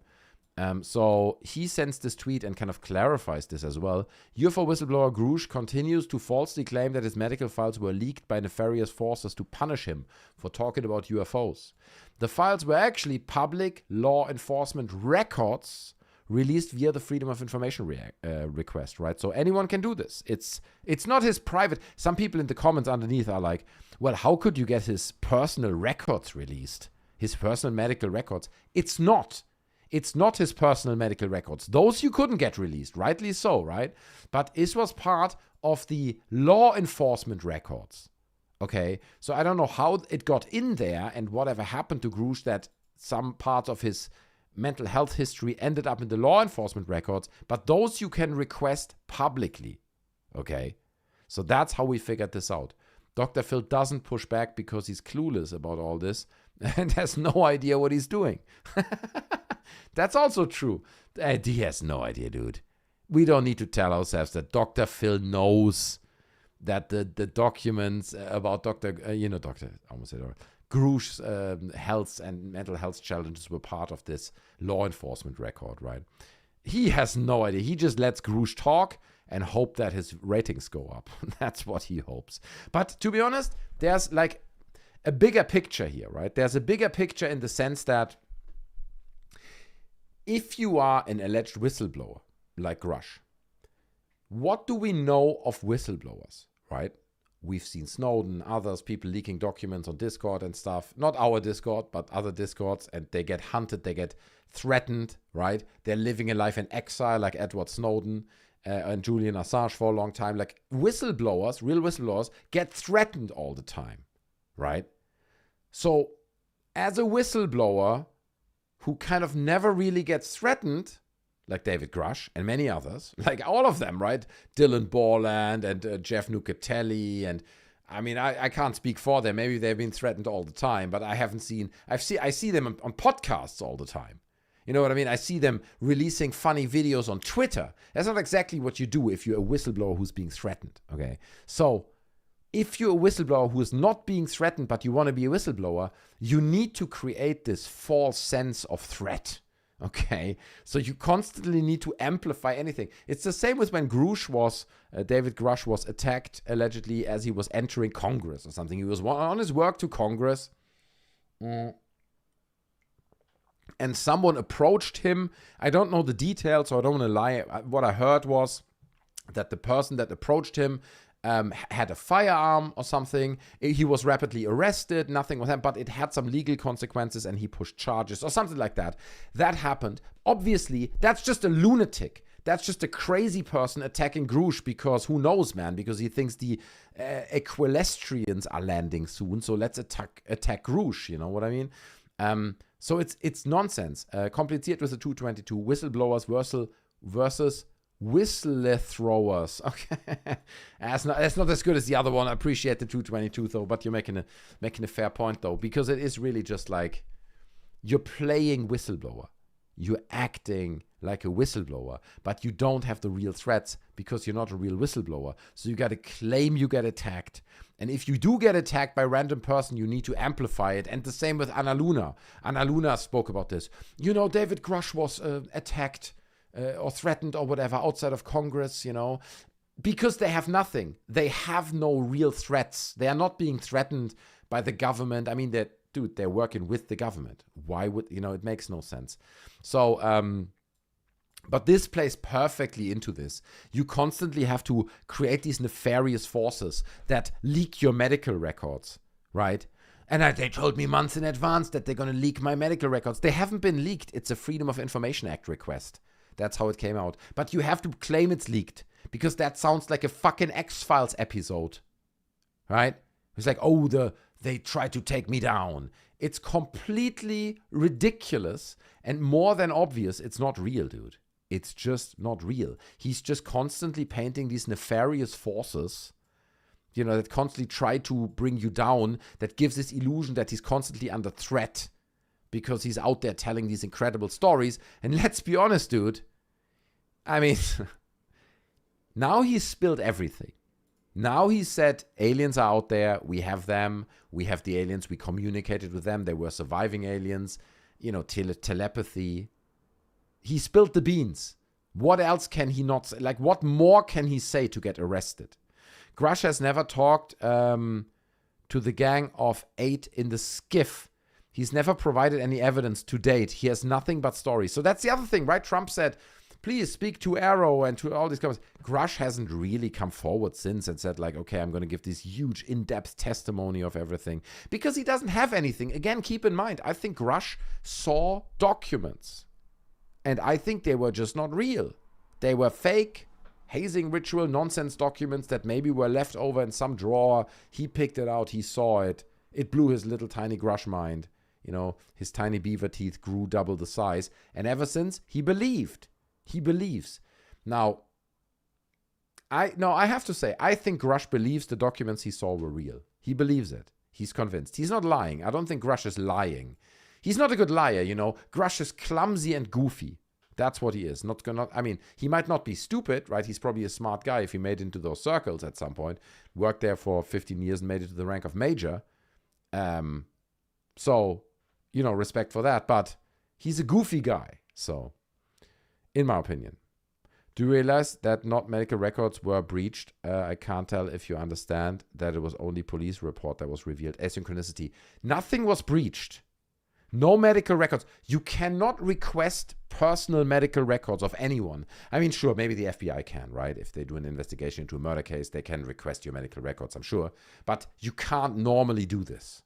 That's not a thing. But you can request police records. You can request, like, stuff that's in police folders, and his mental health challenges were listed in the police records, I believe, and that's how they got out, because that's in freedom, as part of the Freedom of Information Act. There's a word for that, right? FOIA or something. FOIA. HIPAA, more powers than FOIA. There you go. FungPay. Goofy is a great game given the teeth. That's true. That is so true, dude. He's got the Goofy vibe. But I mean, like, more behavior. You know, when he stepped up in front of Congress and he did this whole little dance in the beginning, like where he stepped down and walked like a dwarf or something, is brilliant, dude. BRI Wood, man, legend on the channel, has been here for a long time. I love you, bro. Good to see you. Double Slits says, yeah, I don't know. Grusch may actually have some knowledge of some strange shit. I don't think he's the pin in the hand grenade of disclosure, but clearly he's worth discrediting. I mean, what does he have? He has nothing, dude. He's got stories, and that's why I'm showing you guys this Dr. Phil interview, because he comes out again, and he's like, dude, I saw it. Trust me, bro. So everyone, as I said, is getting very excited about this. Everyone thinks now disclosure is really here, guys. Now it's really here. Grusch has confirmed it. You'll see in a minute. Eric Davis confirms it as well. Disclosure is here. But people like Jeremy Corbell get involved. And we don't hear much of him, right? Let's be honest. I'm always scavenging the internet for new Jeremy Corbell clips, hoping he snaps his backpack. You don't find these anymore. I think he's toned it down a bit. But he says, excellent move to make this direct appeal. Like I've said many times, there's an army of whistleblowers, some firsthand, not all of them, waiting to have a direct dialogue with the American public about UAP reality, to include, as you have seen in this video, NHI biologics. And he's sharing this tweet down here, this message from James Fox, okay, who's also spearheading all this, who's also like UAP whistleblower David Grusch claims to have seen highly classified videos of aliens, okay, so... Know it. We demand the answers. This is our government. This is our country. This is our information, and damn it, we demand it. My name is Eric Burleson. My name is David Grusch. Jeffrey Nusatelli. Matthew Brown. My name is Dylan Borland, a former geospatial intelligence analyst for the United States Air Force. I'm a Republican congressman from Missouri. I'm a former career Air Force intelligence... Music's too loud, man. Can't edit it like this. It's too loud. ...intelligence officer and former senior intelligence official who served at the National Geospatial Intelligence Agency. I served as a national security contractor supporting the Department of War and the Department of State. I'm a former United States Air Force security... Right, so he's sharing that clip, and he's talking about the whole... Grusch now says that aliens are real, and we're getting these, dramatic clips where they put dramatic music behind it. And it's like, the more dramatic music we have, the closer we get to Eric Burleson in the interview and use a fisheye lens, the more disclosure we're getting. That's how it seems. But anyway, Eric Davies, our favorite, what is he again? He's an engineer, right? And he had the following to say as well about this. Again, this is James Fox. You can see how James Fox is all over this story, dude. James Fox loves this. When there's no disclosure for a week or two, and then something like this happens, dude, Grusch speaks to Dr. Phil. He is all over it. He tweets it out all day long. So he says, aerospace engineer, Dr. Eric Davis, also, he has got to put the doctor in there, of course. Also claims to have seen classified photos of recovered craft and non-human bodies. He's requesting immunity from President Trump, okay? My name is Dr. Eric Davis. I'm an astrophysicist and a chief scientist in the U.S. defense intelligence industry. I investigated unidentified anomalous phenomenon, UAP, for 30 years. I've seen classified and proprietary defense intelligence industry evidence that the American public and the world have a right to see. That included photographs and documentation of retrieved craft and alien bodies. Dude, it's amazing, right? Because this is the believer's wet dream, except that it once again is just like trust me bro claims. once again, they have nothing. They have absolutely nothing. But now everyone really straight out claims, and again, I kind of respect this, right? We spoke about this earlier in the stream, that everyone always talks about, oh, it's UAPs, it's unknown objects over Air Force bases. It's not aliens. I didn't say it's aliens, but then people think it's aliens because that's how it sounds, right? So at least here they are coming out straightforward and just saying what it is. It's aliens. We've seen aliens, okay? Actually not. We've seen documents about aliens, but we've totally seen it, bro. Photographs and documentation of retrieved craft and alien bodies, but I'm prevented from publicly sharing this evidence because of the threat to my security clearances, employment, and the potential for civil or criminal penalties. I have secret information about secret A, B, and C. These are real, by the way. But I can't share that they are real because my security clearances. It's like, wait, no, you just shared the information. You just whistle blew the whole information. You said you've seen the documents and they are real. So you're like, I just said the thing, but I can't say the thing I just said. It's like, what? What do you mean? Mr. President, what? With your signature, you could waive the SF-312 NDA to protect UAP whistleblowers like myself. Yeah. I respectfully request that you take swift and decisive action, as the nature of UAP should not be kept deeply classified. I'm not going to lie, Eric Davis is just cute. He's just cute. He's a cute little fluff ball. He's got this walrus beard thing going on, which I respect. It's adorable, man. Immunity. He's seen nothing in an official capacity that would violate his NDAs. That means he would have seen this under his job duties. Simply has not. Who cares? Everyone, blah, blah, blah. UFO grifters. This is James Fox's account, right? This is a free campaign. I'm providing witness on a silver platter. We all ask that President Trump provides immunity. James Fox is like, I'm not making any money off any of this. Did you see my new documentary about the Virginia alien? No. Dude, come on. How can you still play this game in 2026? I'm just giving you guys free witnesses. That's all I do. Have you heard of the classified details? Maybe he had stories, funny thing, but people working in the US government make up money out of this topic and are the ones sharing those amazing stories. So I give him a like. I give him a like for that. Okay, he deserved that. Great work, James Fox. Thank you for everything you're doing. Doing everything I can, okay. James Fox is working so hard on disclosure, guys. It's crazy. He's 66 years old. Why worry about his career when disclosure is his career? That's true, dude. That's right. How old is freaking, Eric Davies? Just come out and say it, dude. At this point, disclosure is your career. You're the disclosure guy. In the land of the free, you need permission to speak freely. How ironic. Oof, deep, bro. Narrative thought he had something there. Guys like Eric Davis are the unsung heroes. Okay, so some people believe it. Some people are skeptical. You're his only like. I know, Indy. But that's how it is, man. If I like a comment, I'll like it. I'll be the only liker. Asynchronicity. Cheers, dude. Says L. Davis. James Fox, what is he crying about now? No, he's happy, dude. He's happy because all this Grusch talk, all this aliens are real Grusch talk, gives him some fuel, man. And he pours it into the fire and, he tweets about it and gets retweets and traction and people talk about James Fox and all his numbers go up, right? Because ultimately, the game of social media that they're all playing is a numbers game and you want those numbers to go up, not down. So much for critical thinking. It's a lost art. I mean, people struggle, but I would argue that people like James Fox know that it's nonsense, dude. I don't know, man. James Fox has been around for so long. He's been part of grifter documentaries, right? We've seen the James Fox video where the alien head appears behind the window 1,000 times. He's been part of these. Let me see if I can find it. James Fox alien window. That was on UFO Hunters when he was there. So he's been part of the grift for a long time. And he knows it's nonsense, dude. You can't tell me that he doesn't know. He would know. Look at this. The video's basically gone from Twitter. It's crazy. I'm not implying that was some kind of conspiracy, but I remember we looked it up before and we couldn't find it either. Because he says something like it's a reputation killer or something. Reputation.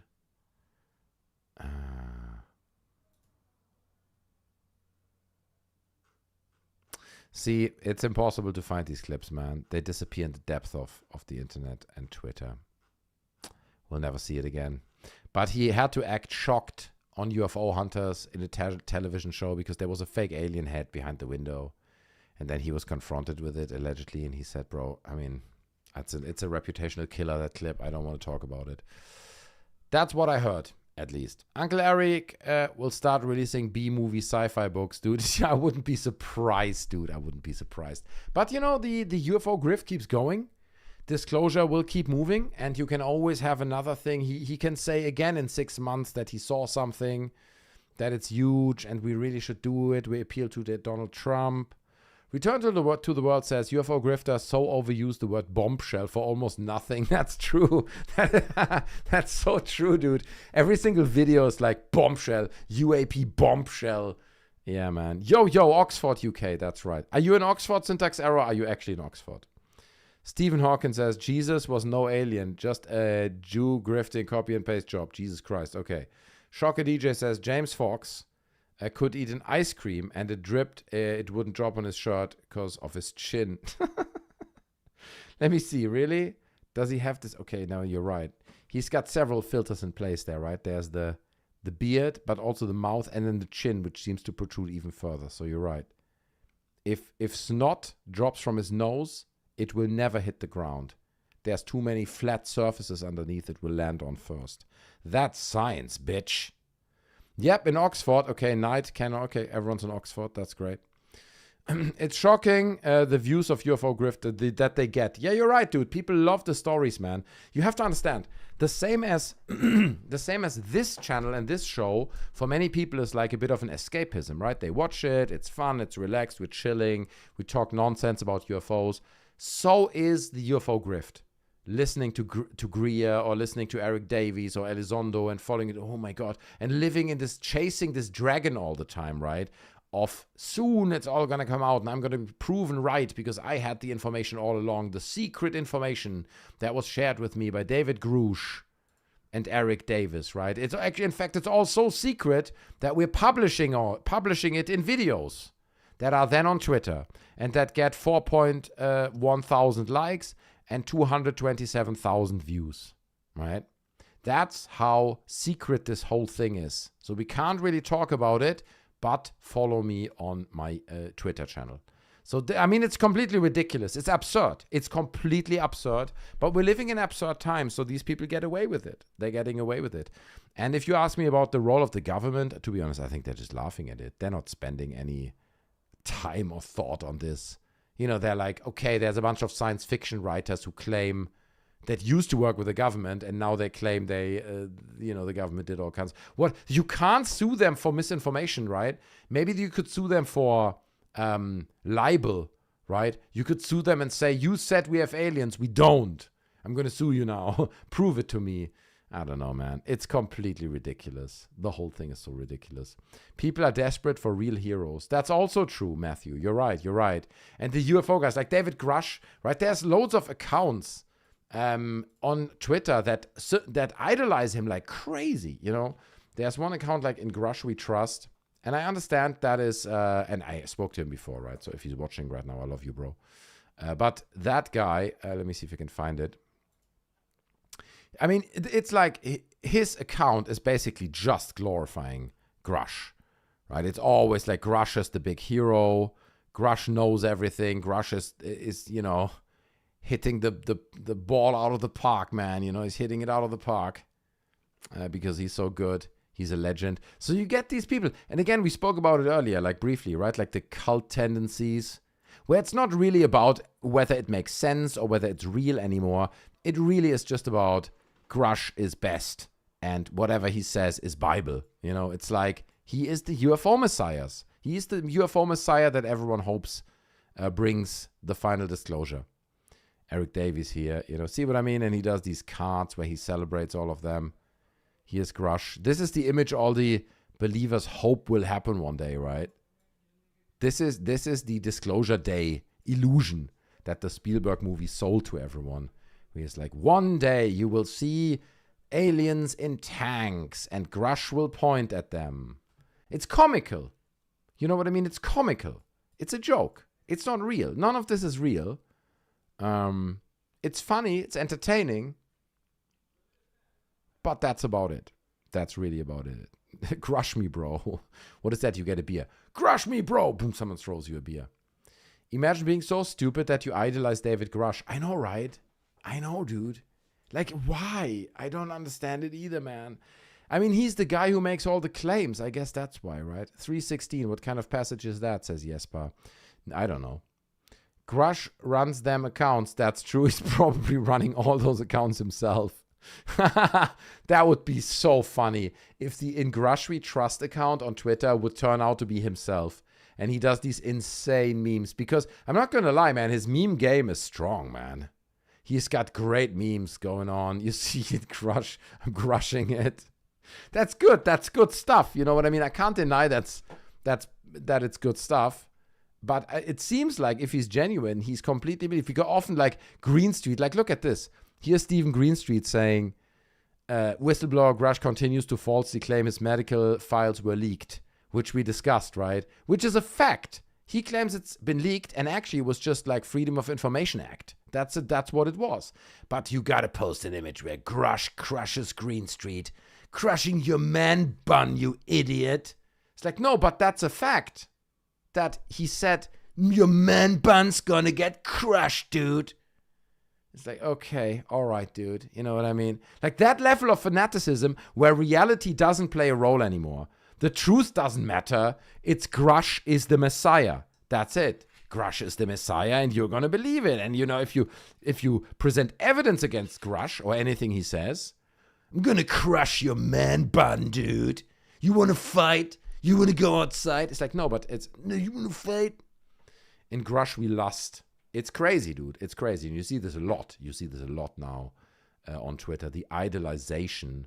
Look, the Dr. Phil interview gets its own card. Every card he releases is like a number 1 out of 1 collectible super rare card. It's only super rare cards. You can milk a beaver. It has nipples. Isn't there like a beaver secret that they use for vanilla as well? They used to. Like it's like beaver piss. I'm not even joking, dude. Like some weird secret that comes from like a disgusting sack of a beaver. They use that for vanilla flavor. Look it up, dude. Frosted mini wheat, says Michael. Nice. Monkey's looking extra shiny today. Well, it's because it's so hot, dude. I'm having an alpha texture. That makes me look super shiny. It's just me sweating. What am I not doing for disclosure, you know? Fucking vanilla, that's it. Raspberry from their anal glands. That's what it was. Raspberry flavor? No. No, it was vanilla flavor, 100%. It was vanilla flavor. Yes, it's piss. No, Indy is correct. It was like something from the anal glands, like an extract from the anal glands. Not for perfume, for flavoring of food, dude. I'm not making this up, dude. They don't use it now anymore because it's also difficult to harvest, right? You need to harvest this rare secret from the anal glands of a beaver. Not exactly easy. So I think they're not doing it anymore. But yeah, they used to do it in the past. You could buy cookies or something that would be flavored with the anal secret of a beaver. It's true. Dino beavers, potentially. Okay, that's all I know. Raspberry beaver. That's right, dude. Oh my God. Who the fuck discovered that? I don't know. Someone was like, have you licked this beaver? It's like vanilla. You shouldn't lick the beaver's butt. Why? It tastes like vanilla. Hagen with the $4.99. Hello, hard worker. And hello, chatters. We're keeping the dream of disclosure alive. Okay, thank you so much, Hagen Willman. I love you. It's huge. David Grusch, we're all saluting. It's full-on disclosure tonight, Hagen. Okay, so you made it in time, and I appreciate you here. Thanks for the $5.99, which is generous. Analytics with the $1.99. Thank you so much. We need the Dino Beaver sticker. Yeah, probably we do. That's true. Let me search for Dino Beaver. It's got to be on Twitter, right? People made that. Visualize that. Alex Gutzi, 20 memberships. Oh, my God, dude. That's huge. Oh, my God, dude. Alex Gutzi spoiling us, man. I love you, dude. That's amazing. Look at that wave of memberships, dude. Everyone gets a membership, man. Stigo, Actual, Matthew, Blue Blaze, Shock DJ, Scott Mills. Everyone gets a membership. If your name is in the list, okay, then you are a member now. And that gets you access to all the exclusive cooking videos, for example. Right, for 1 month, now you're a member. And you can obviously extend. Thank you, Michael. I said Michael. Thank you, Alex Guzzi, for supporting and making that happen. Now you get access to all previous streams. Well, at the moment, I've privated some of them because I'm struggling with publishing them. But anyway, you also get access to all the members' updated channel videos, right? I do these channel updates. I do cooking videos. So if you want to know how I make a schnitzel, right? Obviously, I'm from Germany, so I can show you the recipe. I show it to you in my kitchen, step by step, okay? The monkey burger recipe I'm showing a French gratin that was shown to me by a real Frenchman. If you want to impress a lady, you can do that. So it's all in the membership, okay? Grift membership, what are you talking about? It's perfect. It gives you everything you dream of. You can make the monkey burger. And you can join the after parties on Saturday. Okay, Saturday we do members only after parties. So you're all invited now. You just got an invite. Flaki says, what the fuck, you're from Germany? Of course, dude. What do you think? You think I'm English? Oh, you think I'm English, mate? Do you think I grew up in this country? Are you in the UK? That's not right. No, I grew up in Germany. I lived there for the first 24 years. Half of my life I lived in Germany, and almost the second half of my life I lived in England. So almost split in half, yeah. The what burger? I thought you were Welsh. Flaki, that is such a lie. That I don't buy that for a brief second even, that you thought that I'm Welsh. You're making fun of me. You're treating me in jest, and I am somewhat offended, actually. He's neighbors with Hitler, right. But Hitler was Austrian, right? Keep that in mind. Hitler was Austrian. He just abused the poor Germans because they're idiots. That's the problem. They're gullible, and they are covered from top to bottom in neurosis. Okay, so you can do what he did with the Germans. It's true. The almost arrested story is a classic, says Drutland. Which one? No, I don't know what you mean. Where I got arrested? Did I ever tell the story where I got arrested? I'll tell it later. In the end of the stream, I tell how I got arrested once for graffiti. Okay, I told it before, but let's move on, guys. We have so much to talk about, but I do need to take a quick pee break. So I can't find good Dino Beaver posts. It's a bit of a sad story. Let's see. Here it is. Skinwalker Ranch, Pentagon, Dino Beavers. Yes. I think we got it here. I'm reading Skinwalker and the Pentagon just learned about the so-called Dino Beavers. Okay, so there you have it. I'm going to put this on for you guys while I'm away. This is great edutainment. Okay. You learned something about Dino Beavers at Skinwalker Ranch while also waiting for me finishing my pee break and washing my hands. Okay, washing my hands, just saying for the 98% of ladies in chat. Obviously, I'm washing my hands after peeing. It's very normal. Do it every time. Takes a few seconds. So anyway, let's listen to this, okay? And I'll be back in about 48 seconds. Don't go anywhere. A lot of things that seem kind of like a wolf creature, like a werewolf type thing, a dog man kind of thing, where it seems like a canine, but it's bipedal and standing up. You definitely have had Sasquatch sightings there. There's things what did they used to call it? They were when I first started all these things, they were telling me about all these animals, and I'm like, that's an Ice Age animal. They're like, well, I can't remember what they call it. Some giant beaver. They were Dino Beaver. About it. There was that because Lakatsky brought up. I'm sure it was Jim Lakatsky brought up the Dino Beaver, or it was in the Skinwalkers at the Pentagon, and it was one thing that not everyone, but a lot of folks, even those involved in ufology, really jumped on as being a phrase they didn't like because they felt it sounded so. And bear in mind, this is ufologists and researchers and folks who are involved in this topic really did not like the talk around Dino Beaver and felt it was diminishing and degrading and just not a phrase we should be using. Yeah, and when let's see if I got one. Oh yeah, we had them here during the Ice Age in Utah. It's a 300-pound beaver. Okay, it's like a modern beaver. I don't know if I got the skull around somewhere, but these things existed just a few thousand years ago in this area. This is an Ice Age animal, And a lot of the animals that they describe on the ranch are, what would be Ice Age animals. And so I told him that. I'm like, yeah, there was a dino beaver, 300-pound beaver, like as heavy as a lion. Like, wait, there actually was one? It's like, yeah. So then you have to start opening up the possibility of could there be a portal where you have Ice Age animals, like a dino beaver, like a dire wolf? I think I'm okay. No, I am okay to say this. I did clear this one. We found on camera what looks to be a giant Ice Age raccoon called Chapomelania. It's got really long legs, got a stumpy tail, and it's like the size of a small black bear. Caught one of those on camera. And it's what it looks like. And it's like, okay, well, that would be an Ice Age animal. If that's what that is, then that would be an Ice Age animal still here. So where is that footage? I've just got it on my phone and on my files. I've given it to them too. They did. That's footage. We can't show it now. I've got it on my phone. I got it in my files. We don't have it here now. I mean, I have my phone here now, but I don't have the files here now, the video. We could look at it, but we're not looking at it right now. So it's amazing, dude. It's amazing. Again, thank you so much, Alex Gutzi, man. I just want to say thank you, bro. You're such a legend. Supporting so generously, man. So many members. 20 is a lot.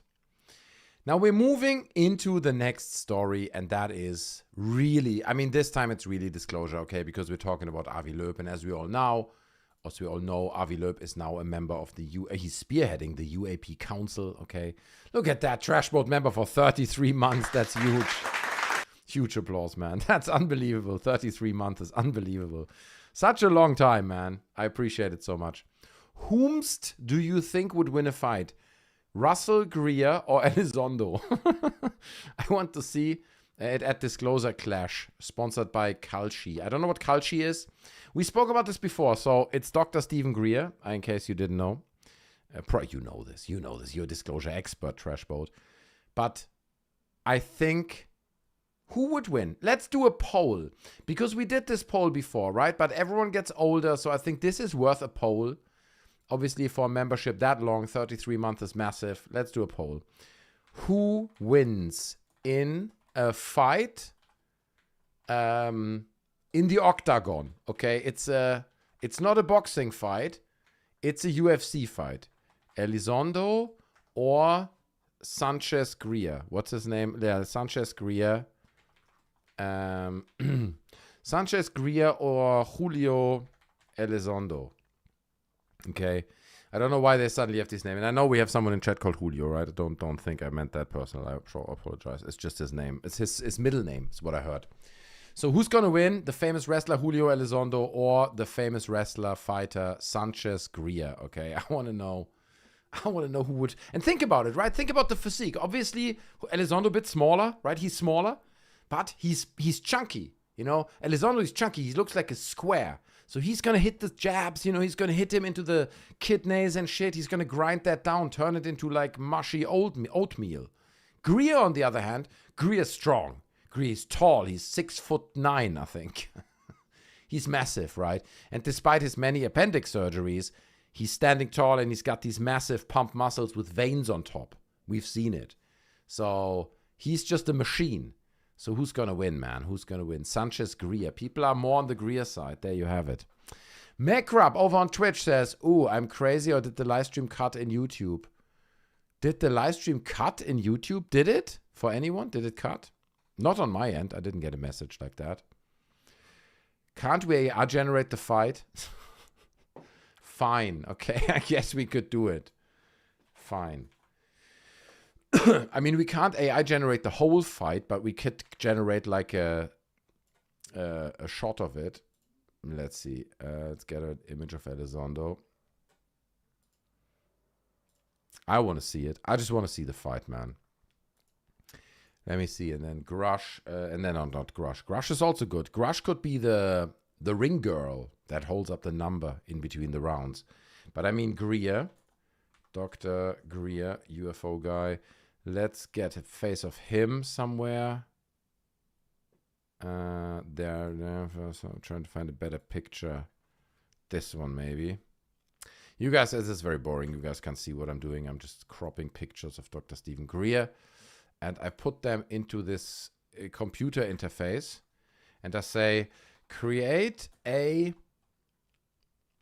photorealistic UFC fight photo of the two people in the images attached.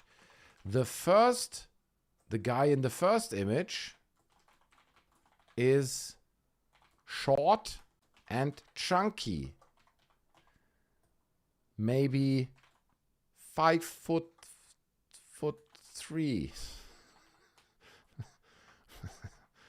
The guy in the second picture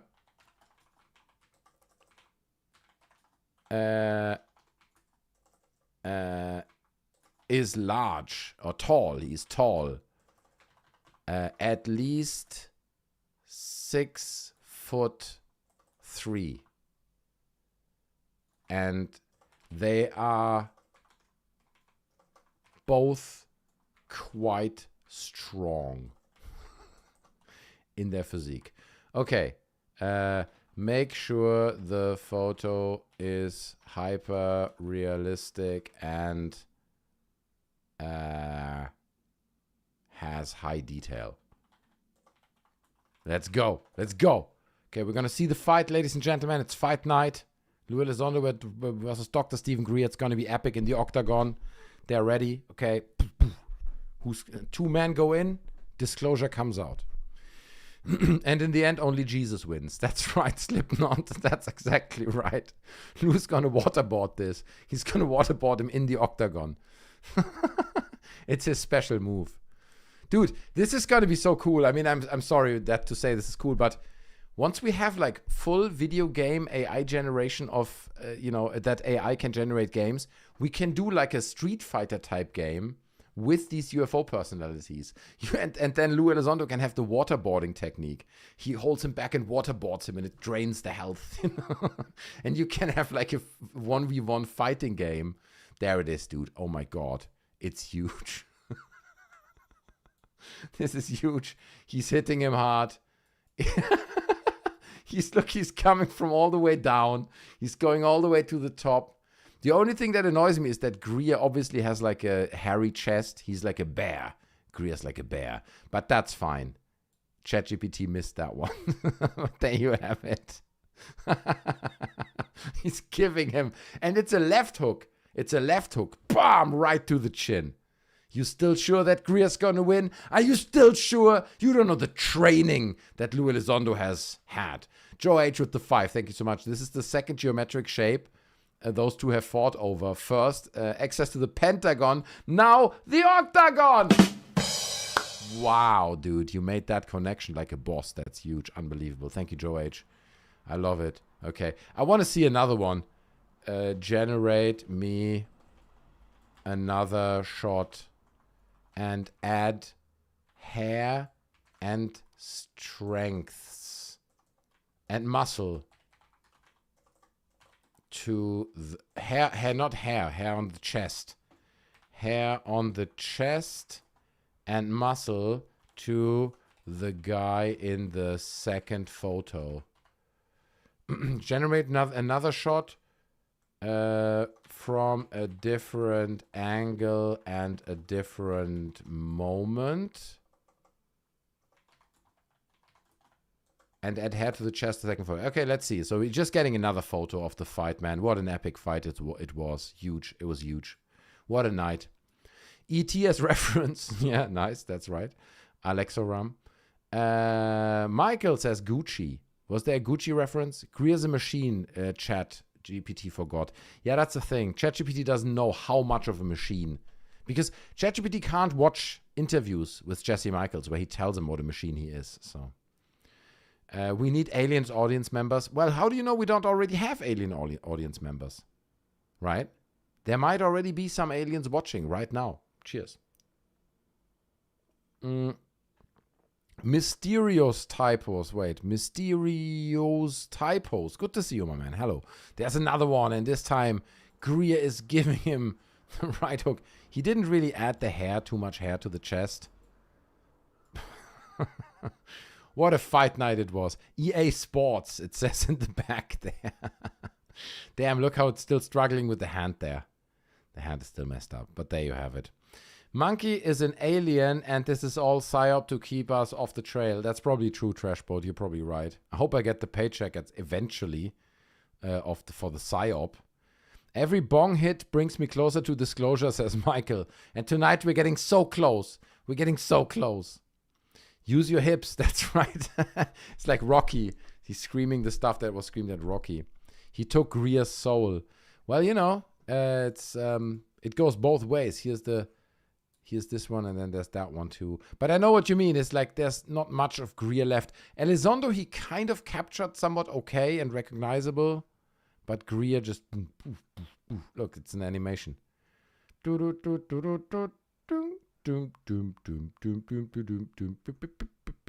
That's great. It works. Split on points. Yes, in the end, nobody wins. Only disclosure wins. But the good thing is they're both swollen and beaten up. That's not a good thing. I misspoke. Sorry, that's not a good thing at all. I want them to be fit and fresh for disclosure. Okay. I don't know if this one will land, but Yithman for the final. I didn't understand it. 1-1-1, the red corner, says Roland. Look, most people think that Sanchez Greer will win the fight. And it very much looks like it, man. He's bigger, he's stronger, he's taller, he's got hair on his chest. He's gonna win this, man. Do a close-up on the tattoo of Lou's tattoo. He put a tattoo on Lou, right? I don't know why he did that. It's not bad. It's not bad, I gotta say. I don't know what that tattoo is. Probably some kind of military secret Guantanamo gang or something, you know? Great picture, Monkey. Well, I didn't do it myself. I told the computer brain to do it. But there you go. Okay. It's happening. I'm going to share these over on our Discord as well. Sponsored by Reebok, by the way. And Monster. He's got a Monster logo on his pants. Fully sponsored, dude. The sponsors are so behind this. You know, disclosure fights. That's what it is. Alien tattoo. Could also be an alien tattoo. You're right, man. You're absolutely right. Anyway, we have to move on. That sidetracked me slightly, and that was just like I think a small super chat, and now we looked at this for way too long. Let's talk about Avi Loeb. Let's talk about everyone's favorite UFO disclosure boy, and that's Avi Loeb. Okay, he's back, and he's back in the big games. He's spearheading the UAP Disclosure Council, whatever you want to call it, but he's chiming in on something that was published recently. So you may remember. Ross Coulthard said in one of his shows that President Trump has basically said that it's okay to shoot down the aliens. I have heard that President Trump himself has authorized the shooting down of UAP above military bases. Inside sources have reported back to me that it is a fact that we can now... So that was Ross Coulthard kind of saying, we got to shoot them down now. Trust me, bro. President Trump said that. And President Trump is like, I'm not going to comment on that. You know, he doesn't say anything. He never addresses it. But that led to lots of people saying, oh my God, we can shoot down UAPs now. That's huge. We discussed this on Wednesday's stream, right? Like, everyone's shooting down UAPs. It's a big deal. We can shoot them down now. And it goes all the way to Avi Loeb. Avi Loeb is commenting on it now. Okay, here he is. And he's like, well, just listen to what he has to say.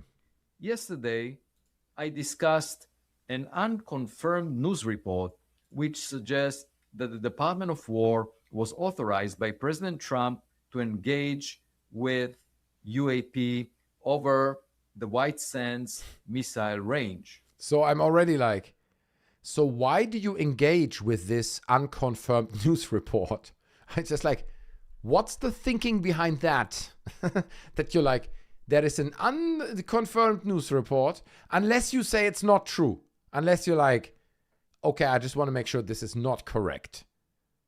And he surprises me, dude. He's going into a place where I did not expect him to go. Listen to this. If, as reported, UAP were or will ever be downed, then scientific analysis of their motion in response to human engagement, as well as their material structure, chemical and isotopic composition could test unambiguously whether the orbs or any other type of UAPs represent alien technologies. There he is. He got there in the end. It's alien technologies. Well done, Avi Loeb. Amazing. He got there in the end, okay? For the longest time. This is the longest sentence ever. He dances around it. Material structure, chemical, and isotopic composition. I mean, so far, I mean, all he's saying is like, there's stuff over bases. We can basically shoot it down. President Trump, no. Ross Coulthard claims, President Trump claims. We have no evidence for this. This is an unconfirmed report, as he says in the first sentence of this video. But we're engaging with it. So if the rumor is true that Ross Coulthard spread that President Trump has allegedly said we can now shoot down UAPs, which we don't really have a lot of, right? Like, there's not a lot going on with the UAPs all the time in the air over these air bases, sometimes maybe, but we can shoot them down now. And if we can shoot these things down that are probably not alien, we could totally, allegedly, find out if they were alien. It's insane, dude. What is this, dude? Trev with the 5, thank you so much. You need to have more photos of yourself in the background. Of myself? Do you think that's a good idea? I think my face once on screen is enough, I would argue, but I don't know. I appreciate you want to see more of my face. Listen, I'm working on maybe getting a green screen in future studios, if I'm moving or whatever, getting a green screen behind me so I can have every image I want. That will add a new layer to the show. We can have a giant Avi Loeb face behind me. Thousands of Avi Loeb faces. 5 pounds from Joe says, Monkey, you do a better Avi Loeb voice than Avi Loeb. Well, that is an allegation I do not support in the slightest. Mr. Joe. I don't think Mr. Monkey is doing any good impression of me. I am a scientist. I'm a highly educated person. And who is he? Some YouTube clown laughing at aliens. I don't know if I can even remotely be compared to him. I'm trying it. I'm trying my best. It's actually quite good. I'm working on it. We're working on it. Cheers. The emphasis is pretty good, Ari Access. I appreciate you guys loving my Avi Loeb accent. But I love this dude because here he is basically saying Trump has said we can shoot down unicorns. So if we shoot down unicorns, then we can back engineer these unicorns and find out if they are actually unicorns and whether unicorns are made of fairy dust. Okay? It's like 6 layers of hypotheticals. If Trump said that, which Ross Coulthard claims, that's already like the root of everything is already a trust me, bro. So if it's true that he said that, which we don't know whether he did, then that allows us to shoot the things we don't really have, to then back engineer the things we don't have, to prove that the thing we want to be real is actually real. I mean, holy shit, dude. Holy shit. That is insane. That's insanity, dude. That is insanity. The fantasy, on one hand, the fantasy world that these people live in is insane, right? But on the other hand, the people who watch this and don't see the contradiction in it. People who watch this and say, yeah, that makes perfect sense. Over the White Sands missile range, what Ross Coulthard said. That's wild, dude. Jeffrey Swanson with the 2. Thank you so much, my man. I say we have to admit it's disclosure, the disclosure industry. That's exactly what it is. And Avi Loeb is spearheading it, right? He is the UAP ambassador. He is now the UFO counselor, spearheading this, whatever you called it again, the UAP research thing. So he's in the money. He's got the government contract running. That's why he does interviews like this, right? That's what Avi Loeb does these days. He goes on talk shows. He throws the first pitch at baseball matches, right? You think I'm making a joke, but it's actually true. We watched all this on Wednesday's show, baseball. He's throwing the first pitch, And they put him in a little costume. It's not even a joke. Oh, come on, man. Where is it? Avi Loeb baseball pitch. I'm going to say pitch. Come on, man. There it is. There he is. I'm not making it up. It's not AI. He's throwing the first pitch. Huge. Look at that. He's doing it. They put him in a little fun costume. Where's the picture of him in the costume? There it is. That's my favorite Avi Loeb picture of all time, dude. Because he absolutely looks like Skinny Bob. People have pointed out that this is very close to that Skinny Bob full body shot where they pan the camera up. It's just Avi Loeb. We love Avi Loeb, okay? Not a bad throw, Avi. You're right. I agree. Not a bad throw. I mean, how old is he? 98? I mean, it's good for him, okay? But this is what he does. He does the UAP world tour. He travels around. He takes photos. He records videos where he says, there is an unconfirmed story that I'm going to come talk about now. If it's true, then we can do the thing that's impossible and back engineer something. Okay, thanks, Avi Loeb, man. A man of science. A true science communicator, okay? I'm so proud of Avi Loeb and what he has become. It's huge, man. Of their motion in response to human engagement, as well as their material structure, chemical and isotopic composition, could test unambiguously whether the orbs or any other type of UAPs represent alien technologies. The related research could be facilitated by the UAP Science Advisory Council under my leadership. If you would extend the contract, because currently contract is only 6 months, so that is not good. 6 months, money run out. UAP Advisory Council, we could facilitate a long-term study for the US government. I'm proposing 25 years of study. That is my proposal. He's running, it's not good, man. He's running out. I'm not making this up. It's a 6 months program, the UAP Advisory Council at the moment. And it seems like this is him trying to get that contract extended. Okay, he's doing what he can, and I respect it.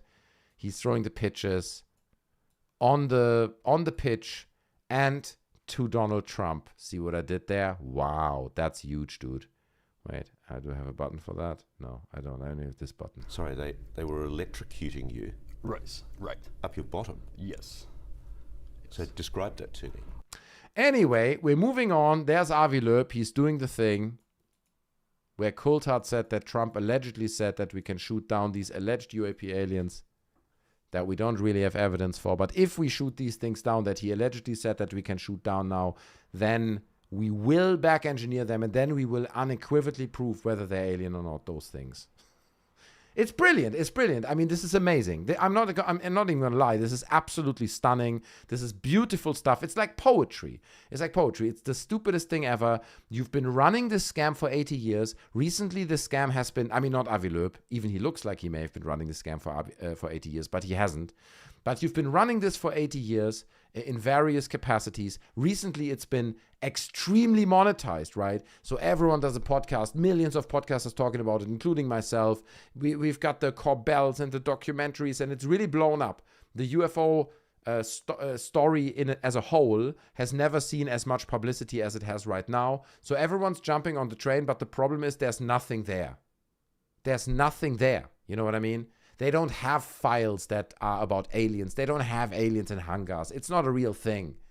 I said this a million times before, but like Trump, what Trump needs is a win. Trump has the Iran thing. His gas prices are doubling. Everything is shit. The Epstein files, he's in it. It's not a good situation. I think we can all agree. There's a lot of negative stories. So if he would have real evidence that aliens are real, dude, that there's photos, videos, anything that actually proves it, like undeniably, S4, he would disclose it. He would disclose it. And for the simple reason, because it benefits him. Because he's obsessed with only one thing, and that's himself.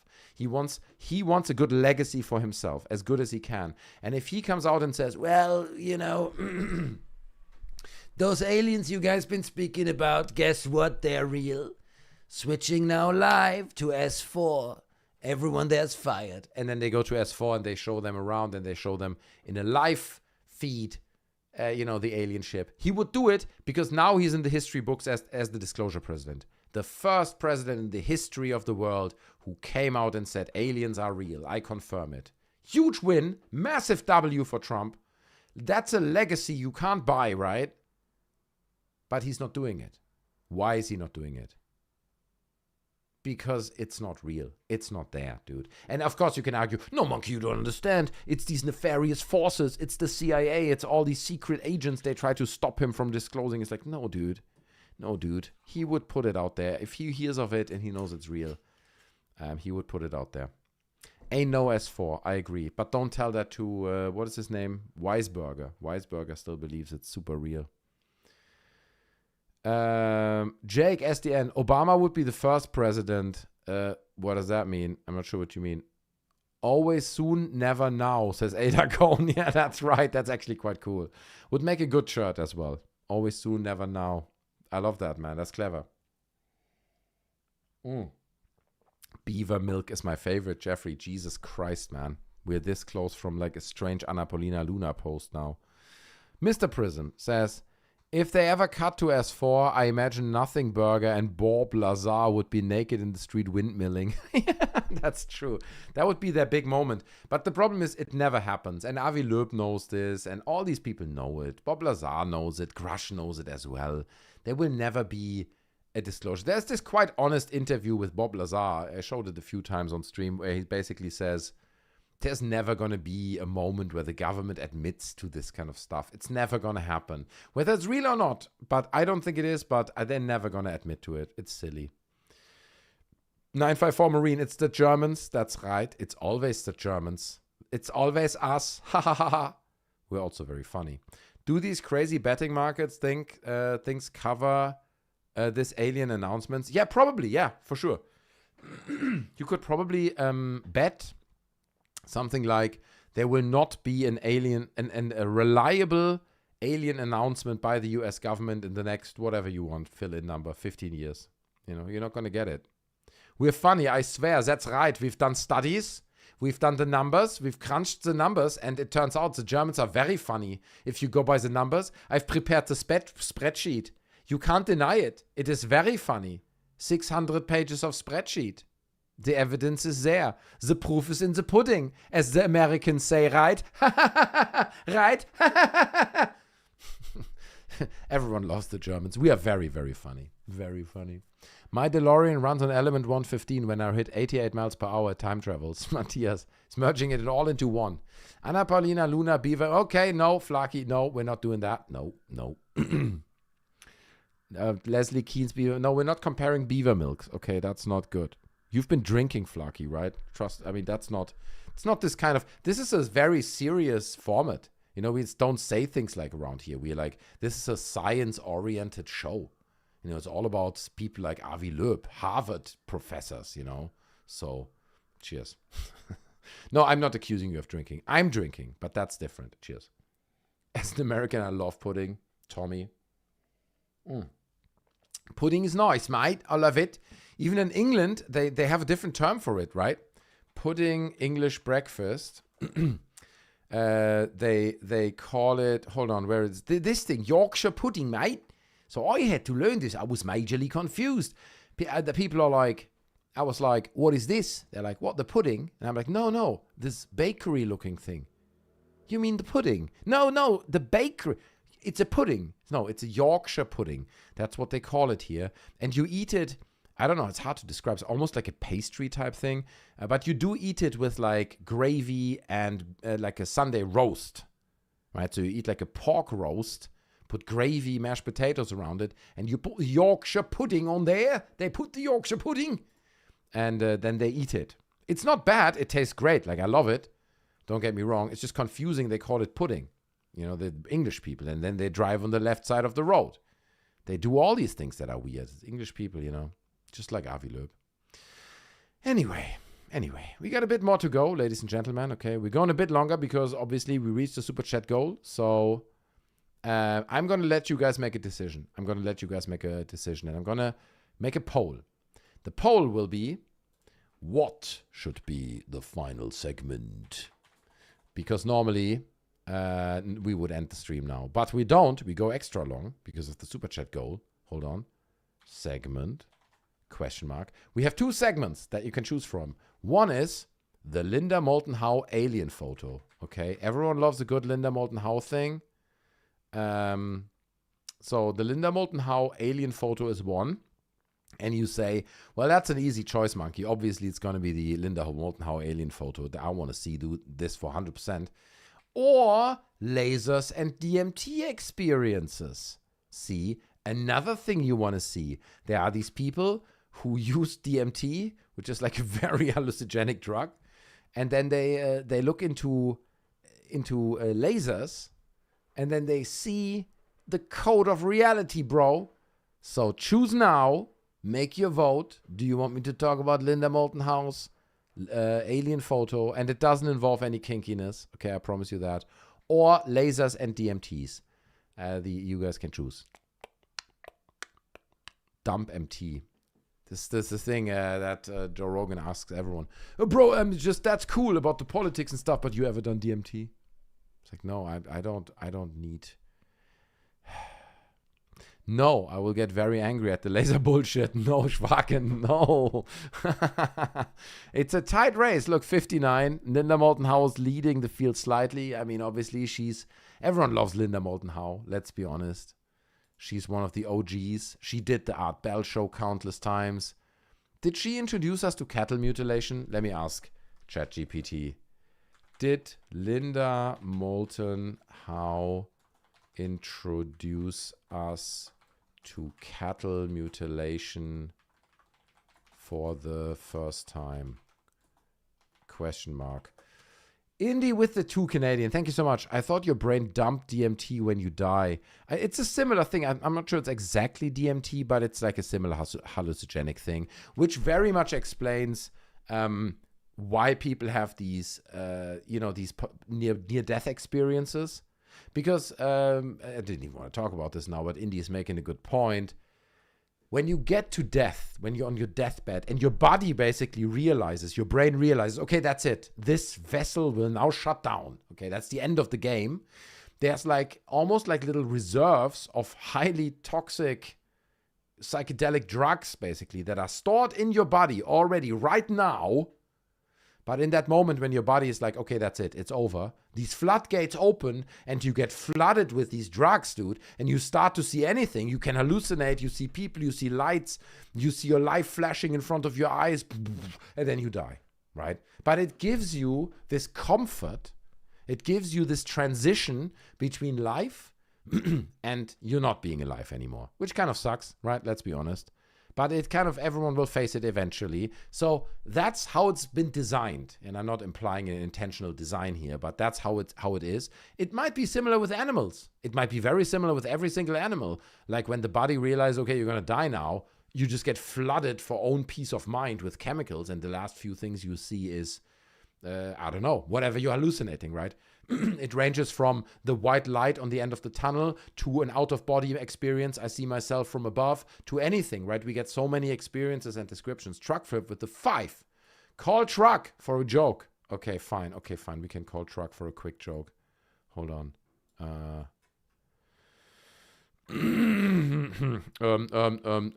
But where are you? I thought I can call you real quick. Where's your message? You have to send me a message if you want to call into the show and tell a joke. I'm ready for this, dude. I swear to God. I'm so ready for this if you want to call to tell a joke. Hype, man. A truck flip. But thank you for the 5. I thought that's what you meant. Anyway, the truth is, Linda Moulton Howe did not introduce us to cattle mutilations. I wouldn't have bet on it. If it would have been a quiz, and the question is, did Linda Moulton Howe tell us about cattle mutilations for the first time? I'm not sure I would have said yes, but I didn't know better. So here, 1967, the famous Snippy case in Colorado. Actually, a mare, so that's a horse, right? Generally identified as lady, received nationwide press coverage. It usually regarded as the first major animal cattle mutilation case associated with UFOs. That's 1967. That's wild. 73 to 67, large waves of alleged cattle mutilations were reported across Colorado, Kansas, Nebraska, New Mexico, everywhere else. By 1975, it was such a big story that the Colorado Bureau of Investigation and eventually federal authorities as well were looking into it. Senator Floyd Haskell was already publicly pushing the FBI to investigate. 1980, Linda Moulton Howe released A Strange Harvest. Okay, there she is. But if that sounds right, I don't know. But she was the first to put like a book out there. She's like, this is a big story. I don't know. Maybe I'm trying to just justify my opinion. Linda Moulton Howe released Strange Harvest, her television documentary on the phenomenon. She published An Alien Harvest in 1989, so 9 years later, going considerably further in arguing for the extraterrestrial connection. So Howe's importance is different. She didn't discover it. Okay, sure. But I think she's a big pushing force, right? We can agree on that. Linda Moulton Howe is a big pushing force in the alien cattle mutilation phenomenon. Dinner kompliziert with the 222. Sorry, I was reading your chat. Linda Moulton Howe, cow slayer. You think she's doing it herself? You think Linda Moulton Howe goes out at night? She's wearing like a weird suit, like a thief, a black thief suit with a full body mask. You only see the eyes. And then she mutilates those cows. And then she goes out there and makes a story about it. I don't think so. But it would be super funny. 6'7". Did I say 6'7", trash boat? Everyone's trashing. Oh, 1967. Okay, 6'7". All right. My kids will freak out. I get it. All right. Calling my animal sanctuary for Snippy, says Adar Cohn. Stevie Wonder was a really good remote viewer. Is that true? No, you're lying. You're lying. Was Stevie Wonder a remote viewer? I don't believe you that did he dabble in this kind of shit?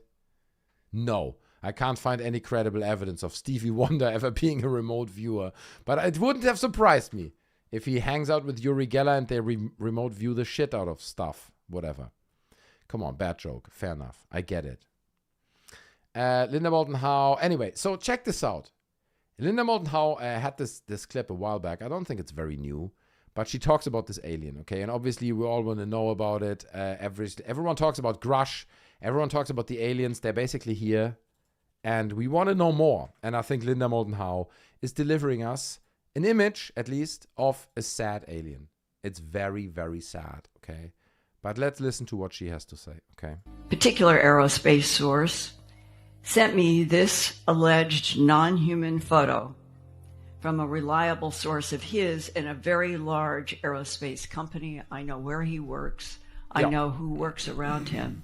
I know some of the details about our solar system that they are studying and still has not been reported to us publicly. And he sent this to me, not with the idea of blowing up the grays or the tall whites or others as being also extraterrestrials. Go on. He sent this to me as, quote, "This strange image, Linda, is from a young man who cleaned out his grandfather's house after he died and came across this strange photo." Wait, so he cleaned out his grandfather. Wait a second.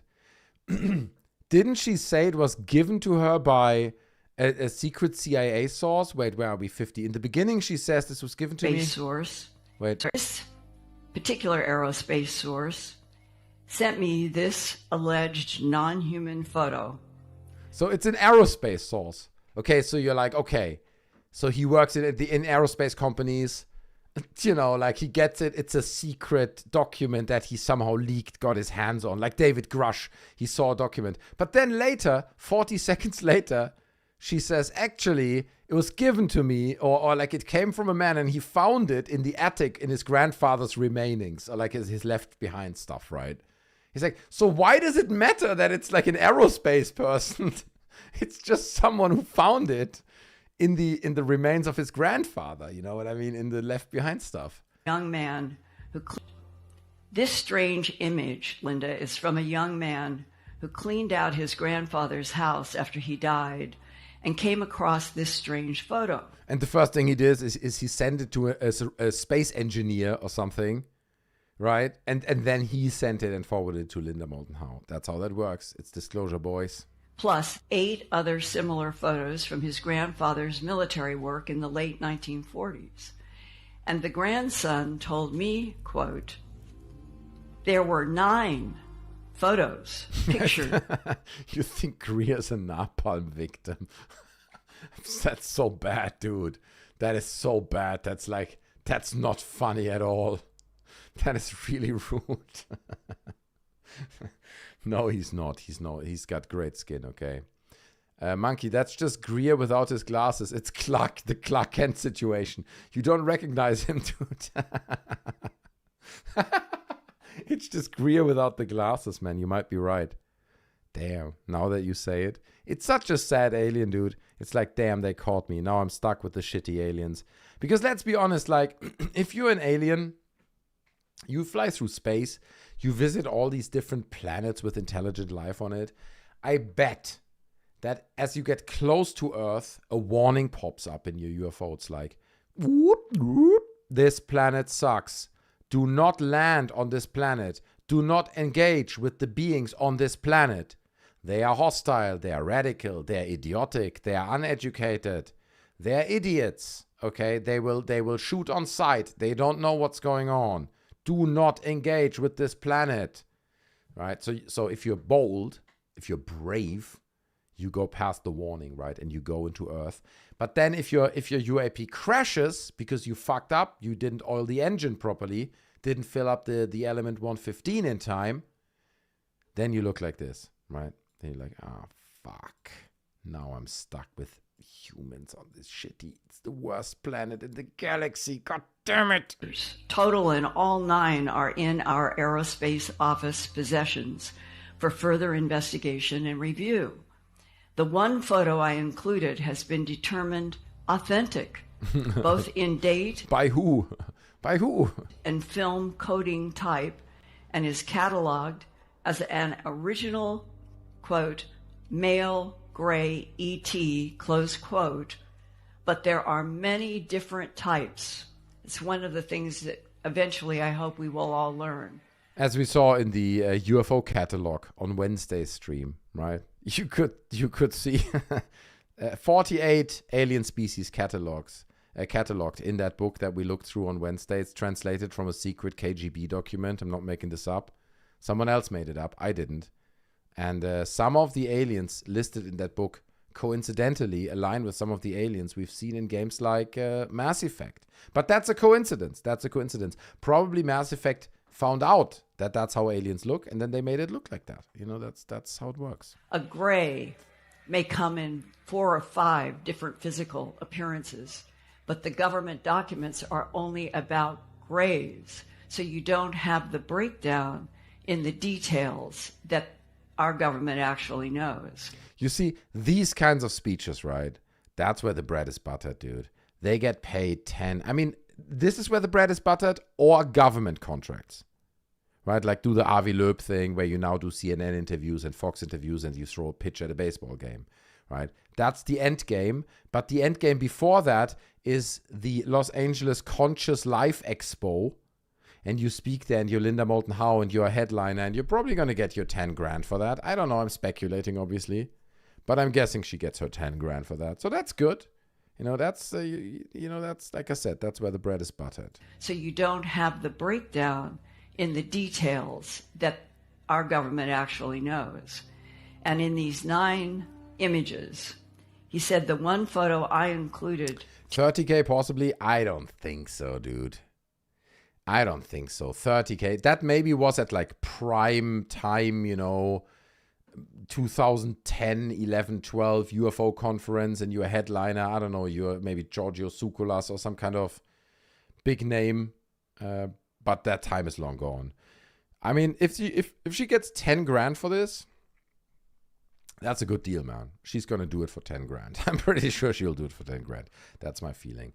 But I don't think they get more than this at this point in time. To you has but been I don't know. determined authentic, both in date and film coding type, and is cataloged as an original male gray ET, a specific type. And at reddit.com, a similar high strangeness image was also posted, but it was deemed a product of artificial intelligence when it was released at Reddit. AI. It was AI. Let me search for this real quick. No way that this is AI, right? Impossible. That's impossible. I'm going to put this up here. Hold on. Original male gray ET. Original gray male. No, male gray. It's the other way around. Male gray ET. I just want to see if I can find that Reddit thread that she's referencing here. No, I can't. It's not really, these threads are not really what she was referencing. But anyway, maybe she made that one up as well. Doesn't matter, because that funny alien picture she showed us, guess what? There's an explanation for it. That's ages old. This was, okay, it is July 2026, so it's pretty new. Maybe it was in response to Linda Moulton Howe kind of reheating this image. It's titled, The 2023 4chan Alien Images, The Origins of the Grandpa's Nightstand Images, right? Again, keep in mind they were taken from the grandpa's leftovers, what he left behind. That's where we found them. You may recall this image / meme. There he is. It's the sad alien, brah. He's not happy, man. He's not having a good time. He's like, back on my planet? Dude, it's bitches and gambling all day long. Over here on Earth, it's just sadness, politics, controversy, misinformation. It's not a nice place to be, is it? Anyway, I found this photo in my grandfather's nightstand while cleaning out his house. Okay, this is 2023. Someone said this, I guess, on 4chan. He was a lifelong military man stationed at Wright-Patterson Air Force Base. Well, I've located the true origin of these photos, and yes, there are two of them. So this is one.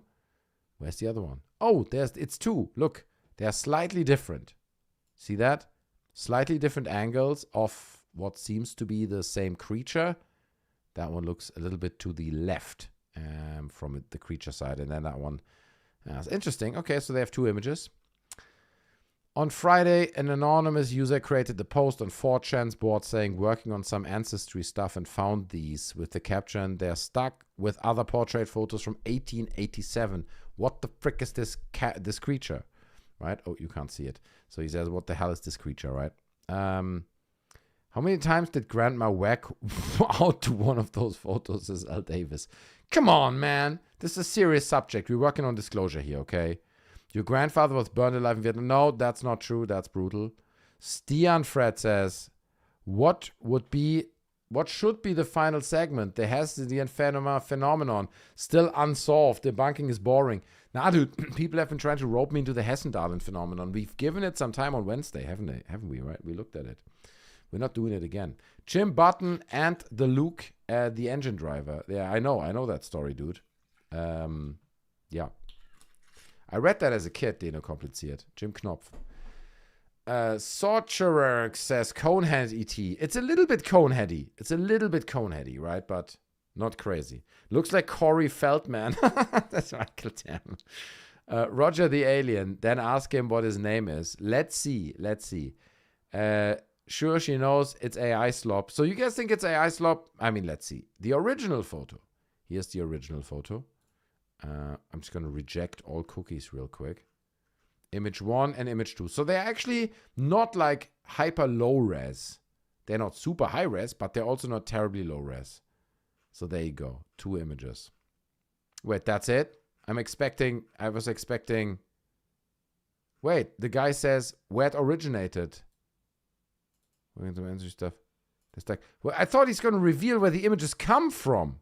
Like, beyond all this. Okay, fuck. It's not what I thought. It's not what I thought this would be. Okay, damn. I thought we were going to get like a solid debunk here. But he just basically says, yeah, they were found in a nightstand from some grandpa. So great stuff. I mean, the point is, dude, love the images, very cool stuff.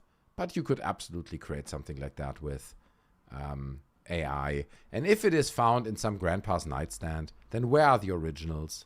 Right? Surely, if you find these, you'd be like, I want to make sure these originals get out there. And I want to make sure that people see them. Right? But for some reason, that never happened. So maybe that tells the story. But there you have it, okay? That's the, I want to almost say Linda Moulton Howe images, okay? That's what she's peddling these days in 2026. Jesus Christ. It's not the color, it's the attitude, says Michael. Sometimes he goes to Dollar General. Oh, this one. The alien, you mean, yeah. He's hiding, he's putting a hoodie on, trying to stay undercover. I saw that guy at Walmart yesterday, says Tim W.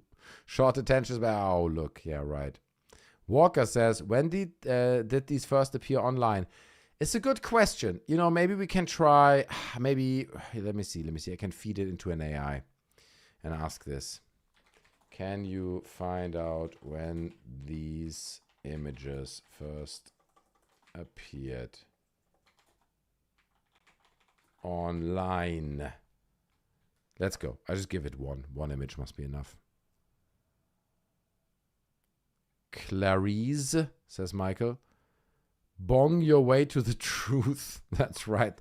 The more bongs you smoke, dude, the closer you get to the truth. Everyone knows this. I love the poll. Okay, everyone wants to see Linda Moulton House, so we're doing it. We have already done it now at this point, let's be honest. Michael says, dabbing all the way to disclosure. That's right. What would happen if a gray had intercourse with a ball of light, says the Fred. That's a good question, dude. Probably the Hessendalen lights. I'm joking. Funkpei says, why this guy taking pics of me at the Dollar General? Right. John Ayer says, I'm in trouble here. I'm getting the munchies. Oh, God. Yeah, me too. It's late in the night, man.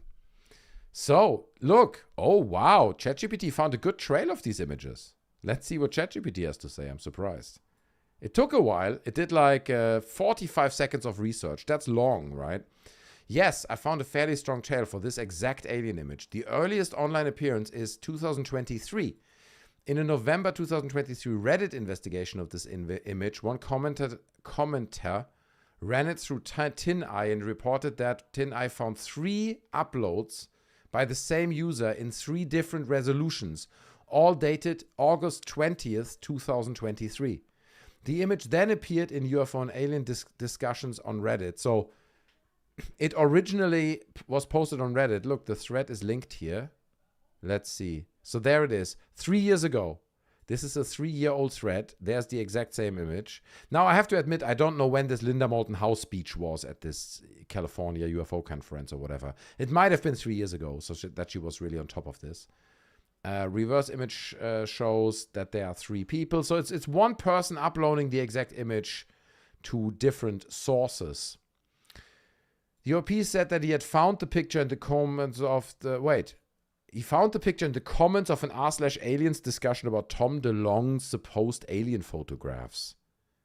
Okay, so he claims someone else posted the image like in a conversation on r/aliens, also on Reddit. There are some important details. I found no evidence so far that this image existed online before 2023, which is kind of suspicious. I mean, it might be leaked or whatnot, but it very much looks like an old photo, right? Nobody would have an image like this. This looks like a photo that's been developed on film.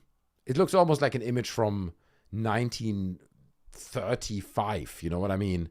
Where you barely have color photography and you're developing these shitty images on film. I mean, admittedly, like you look at the top, it's got all the kind of fake, aging going on there.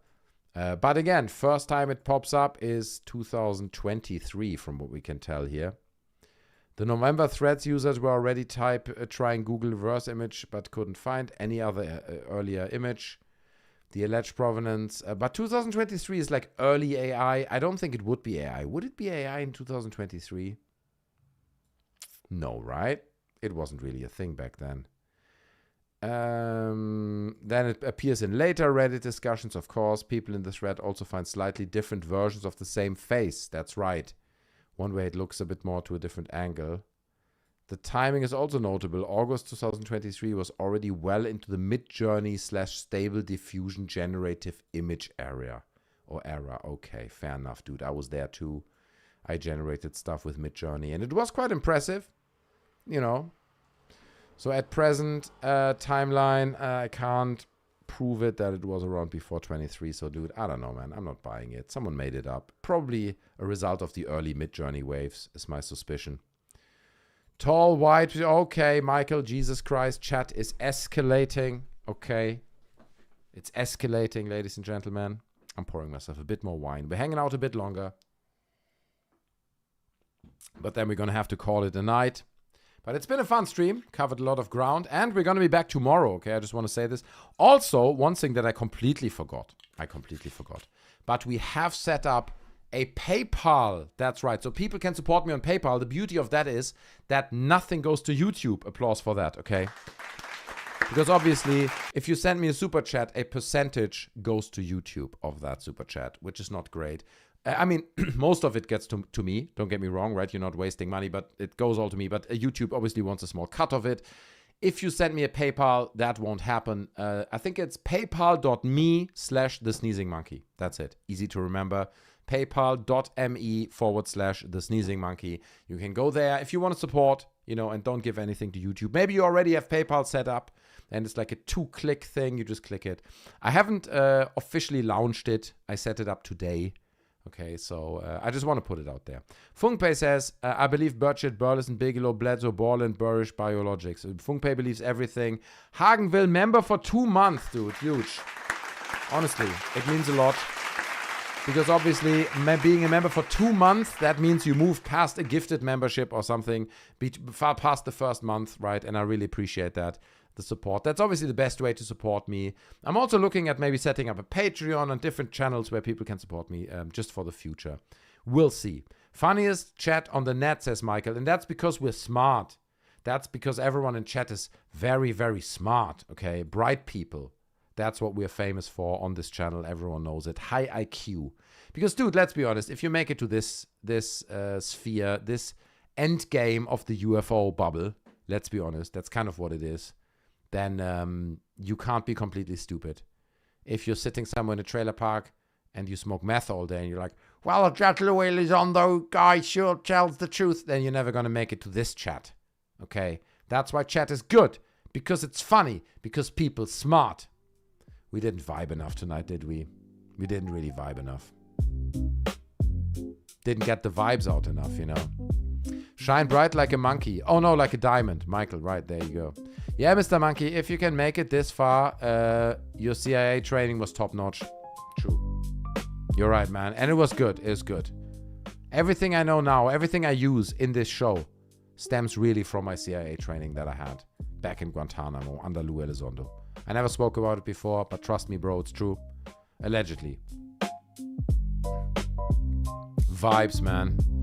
You got OnlyFans, says Roger. No, we're skipping that for now. Are you guys following this goth? Maybe we can do this at the final segment. It's unrelated to ufology. But Twitter is currently up in arms about goth girls. And it is somewhat funny. I'm not going to lie, dude. It is somewhat funny. So here's this video that really went viral, dude. 15 million views it farmed. And it makes me so sad because, look, she's not registered with a blue check mark on Twitter. So she's not making anything of this, dude. It's got 15 million views. If she would have just registered her, whatever, $5.99 a month with Twitter, she would have made a cracking of this, okay? So check this out. It's a bit funny. It's like what happens if you take your goth girl to a Home Depot, okay? I mean, normally I don't watch videos like that. I'm not going to lie to you, but I think I have to boost the audio a little bit. Some of you may have seen it, okay? You guys are on top of the thirst traps. Let's check it out. Why are you looking at these fig bushes when I got the real deal right here? I'm just trying to nut and bolt. Easy, seed. She's doing a thing with her face, man, She's doing a thing with her face, nuts and bolts, it's funny. And then she's like... Easy, seed. Why did I buy that when I get it for free right here? What? Well, your seed. Stunt sensor. Wonder if it works. Because you're handsome? I find you handsome. So it goes viral. Everyone's like, you're not a real goth girl. You've got no piercings. You've got no tattoos. You're abusing this culture and stuff. Everyone gets upset about it like crazy. It's like, of course it's a thirst trap. That's what this is. That's what this video is. And the funny part of that is that basically the whole thing is an OnlyFans promotion. Nobody knows this. I mean, people do know it, I guess. But if you go to her page here and then you go to her link tree thing, you can find her. Where is it now? I'll reject this thing. Where is it? There it is. I think that's it. I don't know. That's probably a symbol. The lock. Oh no, link me. Wait, where is it? Wait, no, I checked it earlier. Oh no, that's the one. Yes, So if you go here, I'm not going to go there now, but the whole thing is basically an OnlyFans plug. The whole thing. And it's huge. I mean, she must have gotten subscribers like crazy, dude. The last 24 hours must have been insane for her OnlyFans, dude. She must have gotten so many subscribers. So it's good stuff. Why not, man? I think she's funny. Where are the scary eyebrows and spikes? Coward. That's right. And it's so funny because you have like self-proclaimed goths jumping in, telling her she's not goths. And then you have other self-proclaimed goths jumping into that conversation saying that person doesn't know what goth means. And then you have another, and it's like gothception. It's like gothception. Do you know what I mean? It's like goth within a goth. Let me see if I can find it. I think I tweeted about it. I have lost the tweet now. It's all gone. Could easily be AI. No, the girl is real. The girl is real. She's a real girl. Obviously, I don't know if she's a real goth. It's a thirst trap, right? She's doing it for, it's a fetish thing, let's be honest. Lou Elizondo is here. Good to see you. Show the video of the goth girl fighting. No, I'm not showing that now. Nope. Nope. We're not pushing the YouTube algorithm into that corner. She's been upfront about it being an act.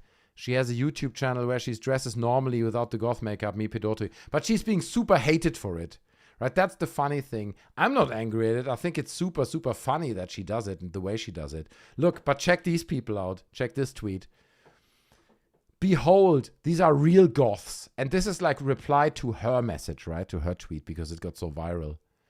Not hypersexualized goths that sell out as a fetish, you dipshits. And then someone replies to that tweet and says, real goths don't really give a fuck about all that. It's the music-based subculture, not some kind of Siux adjacent makeup contest, okay? You guys don't know what goths is. And then probably someone quote tweeted this and says, no, you don't even know goth is about being miserable, man.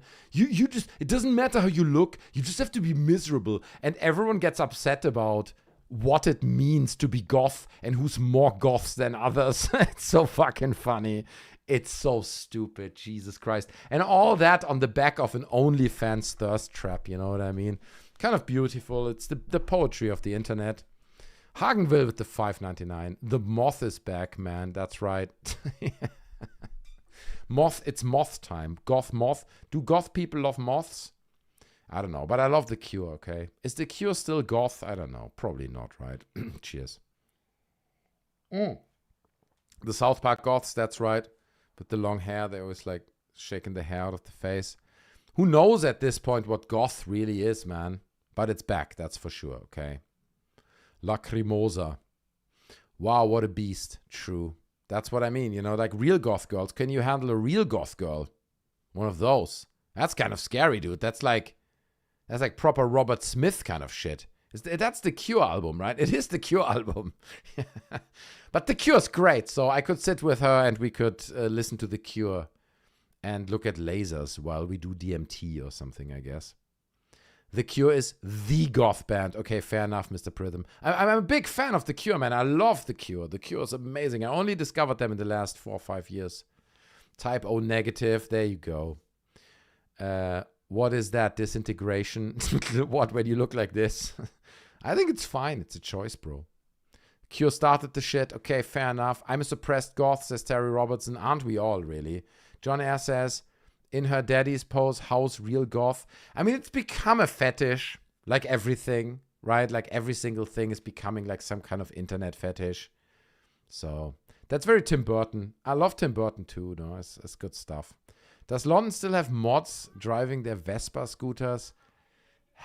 Rare, dude. You don't even see punks anymore in London. It's kind of sad. It's a sad state of affairs. There's new subcultures now, you know, but not like back in the days. Not like they used to do it back in my days. Monkey scrambling for justifications to look into it. No, I'm not doing that. That's not true. Pierce Smith, that's a rude allegation. Okay, I'm just reporting on the issues. I'm not involved like this. Tomorrow night Monkey has to wear makeup white. Yeah, that's true. Maybe I'll do that tomorrow. I'll dress up as a goth chick. I'll do it. No problem. Maybe we'll do it next week as a super chat goal. Let's see. Marilyn Manson took it too far. Ah, come on. Marilyn Manson is not really goth. It's a bit dark. It's different. Pedro Renner with a 2. Thank you so much. $2.99. Some goth chick make Drake bark on a dating show. No, exactly. That's the other thing. Drake has goth girls now. But you have to understand, I agree with these people. Like, there's a real goth culture, right?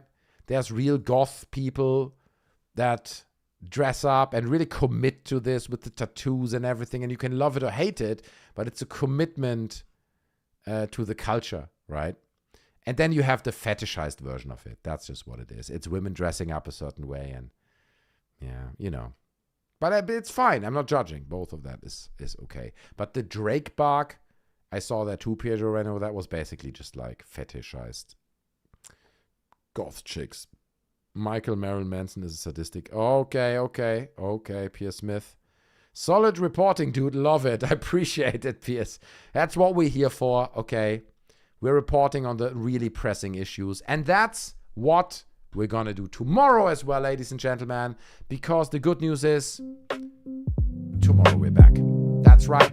Tomorrow night, same time, same channel. We're rocking it again, and there will be more disclosure. And I'm so sure there will be about 1 million stories we have to talk about by tomorrow, because stuff happens. But maybe we'll do a bit of a call-in show tomorrow. I would love to talk to more of you guys. There might be some of you who are willing to talk to me, so prepare. Join our Discord. Okay, link is in the description, because that's where I call people. And then we'll have another show tomorrow night. But ladies and gentlemen, that was Disclosure for Friday. Freaky Friday, first episode. I very much appreciate you guys sharing this epic, historic moment with me. Okay, it happened. Nailed it, Jeffrey. Appreciate it. Funkpay says, thanks, Mr. Monkey and Troop. Giving the public deep catastrophic disclosure maximum climax, dude. It is maximum climax. We're so close. We discussed it today. Grusch came out. Dude, the aliens are real. It's real, okay? If you deny it at this point, you're a fool. You are a fool. And you shouldn't be a fool. Anyway, I see you guys tomorrow. Slipknot, Hagville, Sorcerer, Michael, Jeffrey, Mipito Titumba, Trev, Schwaken, Stian Fred. Good to see you as well.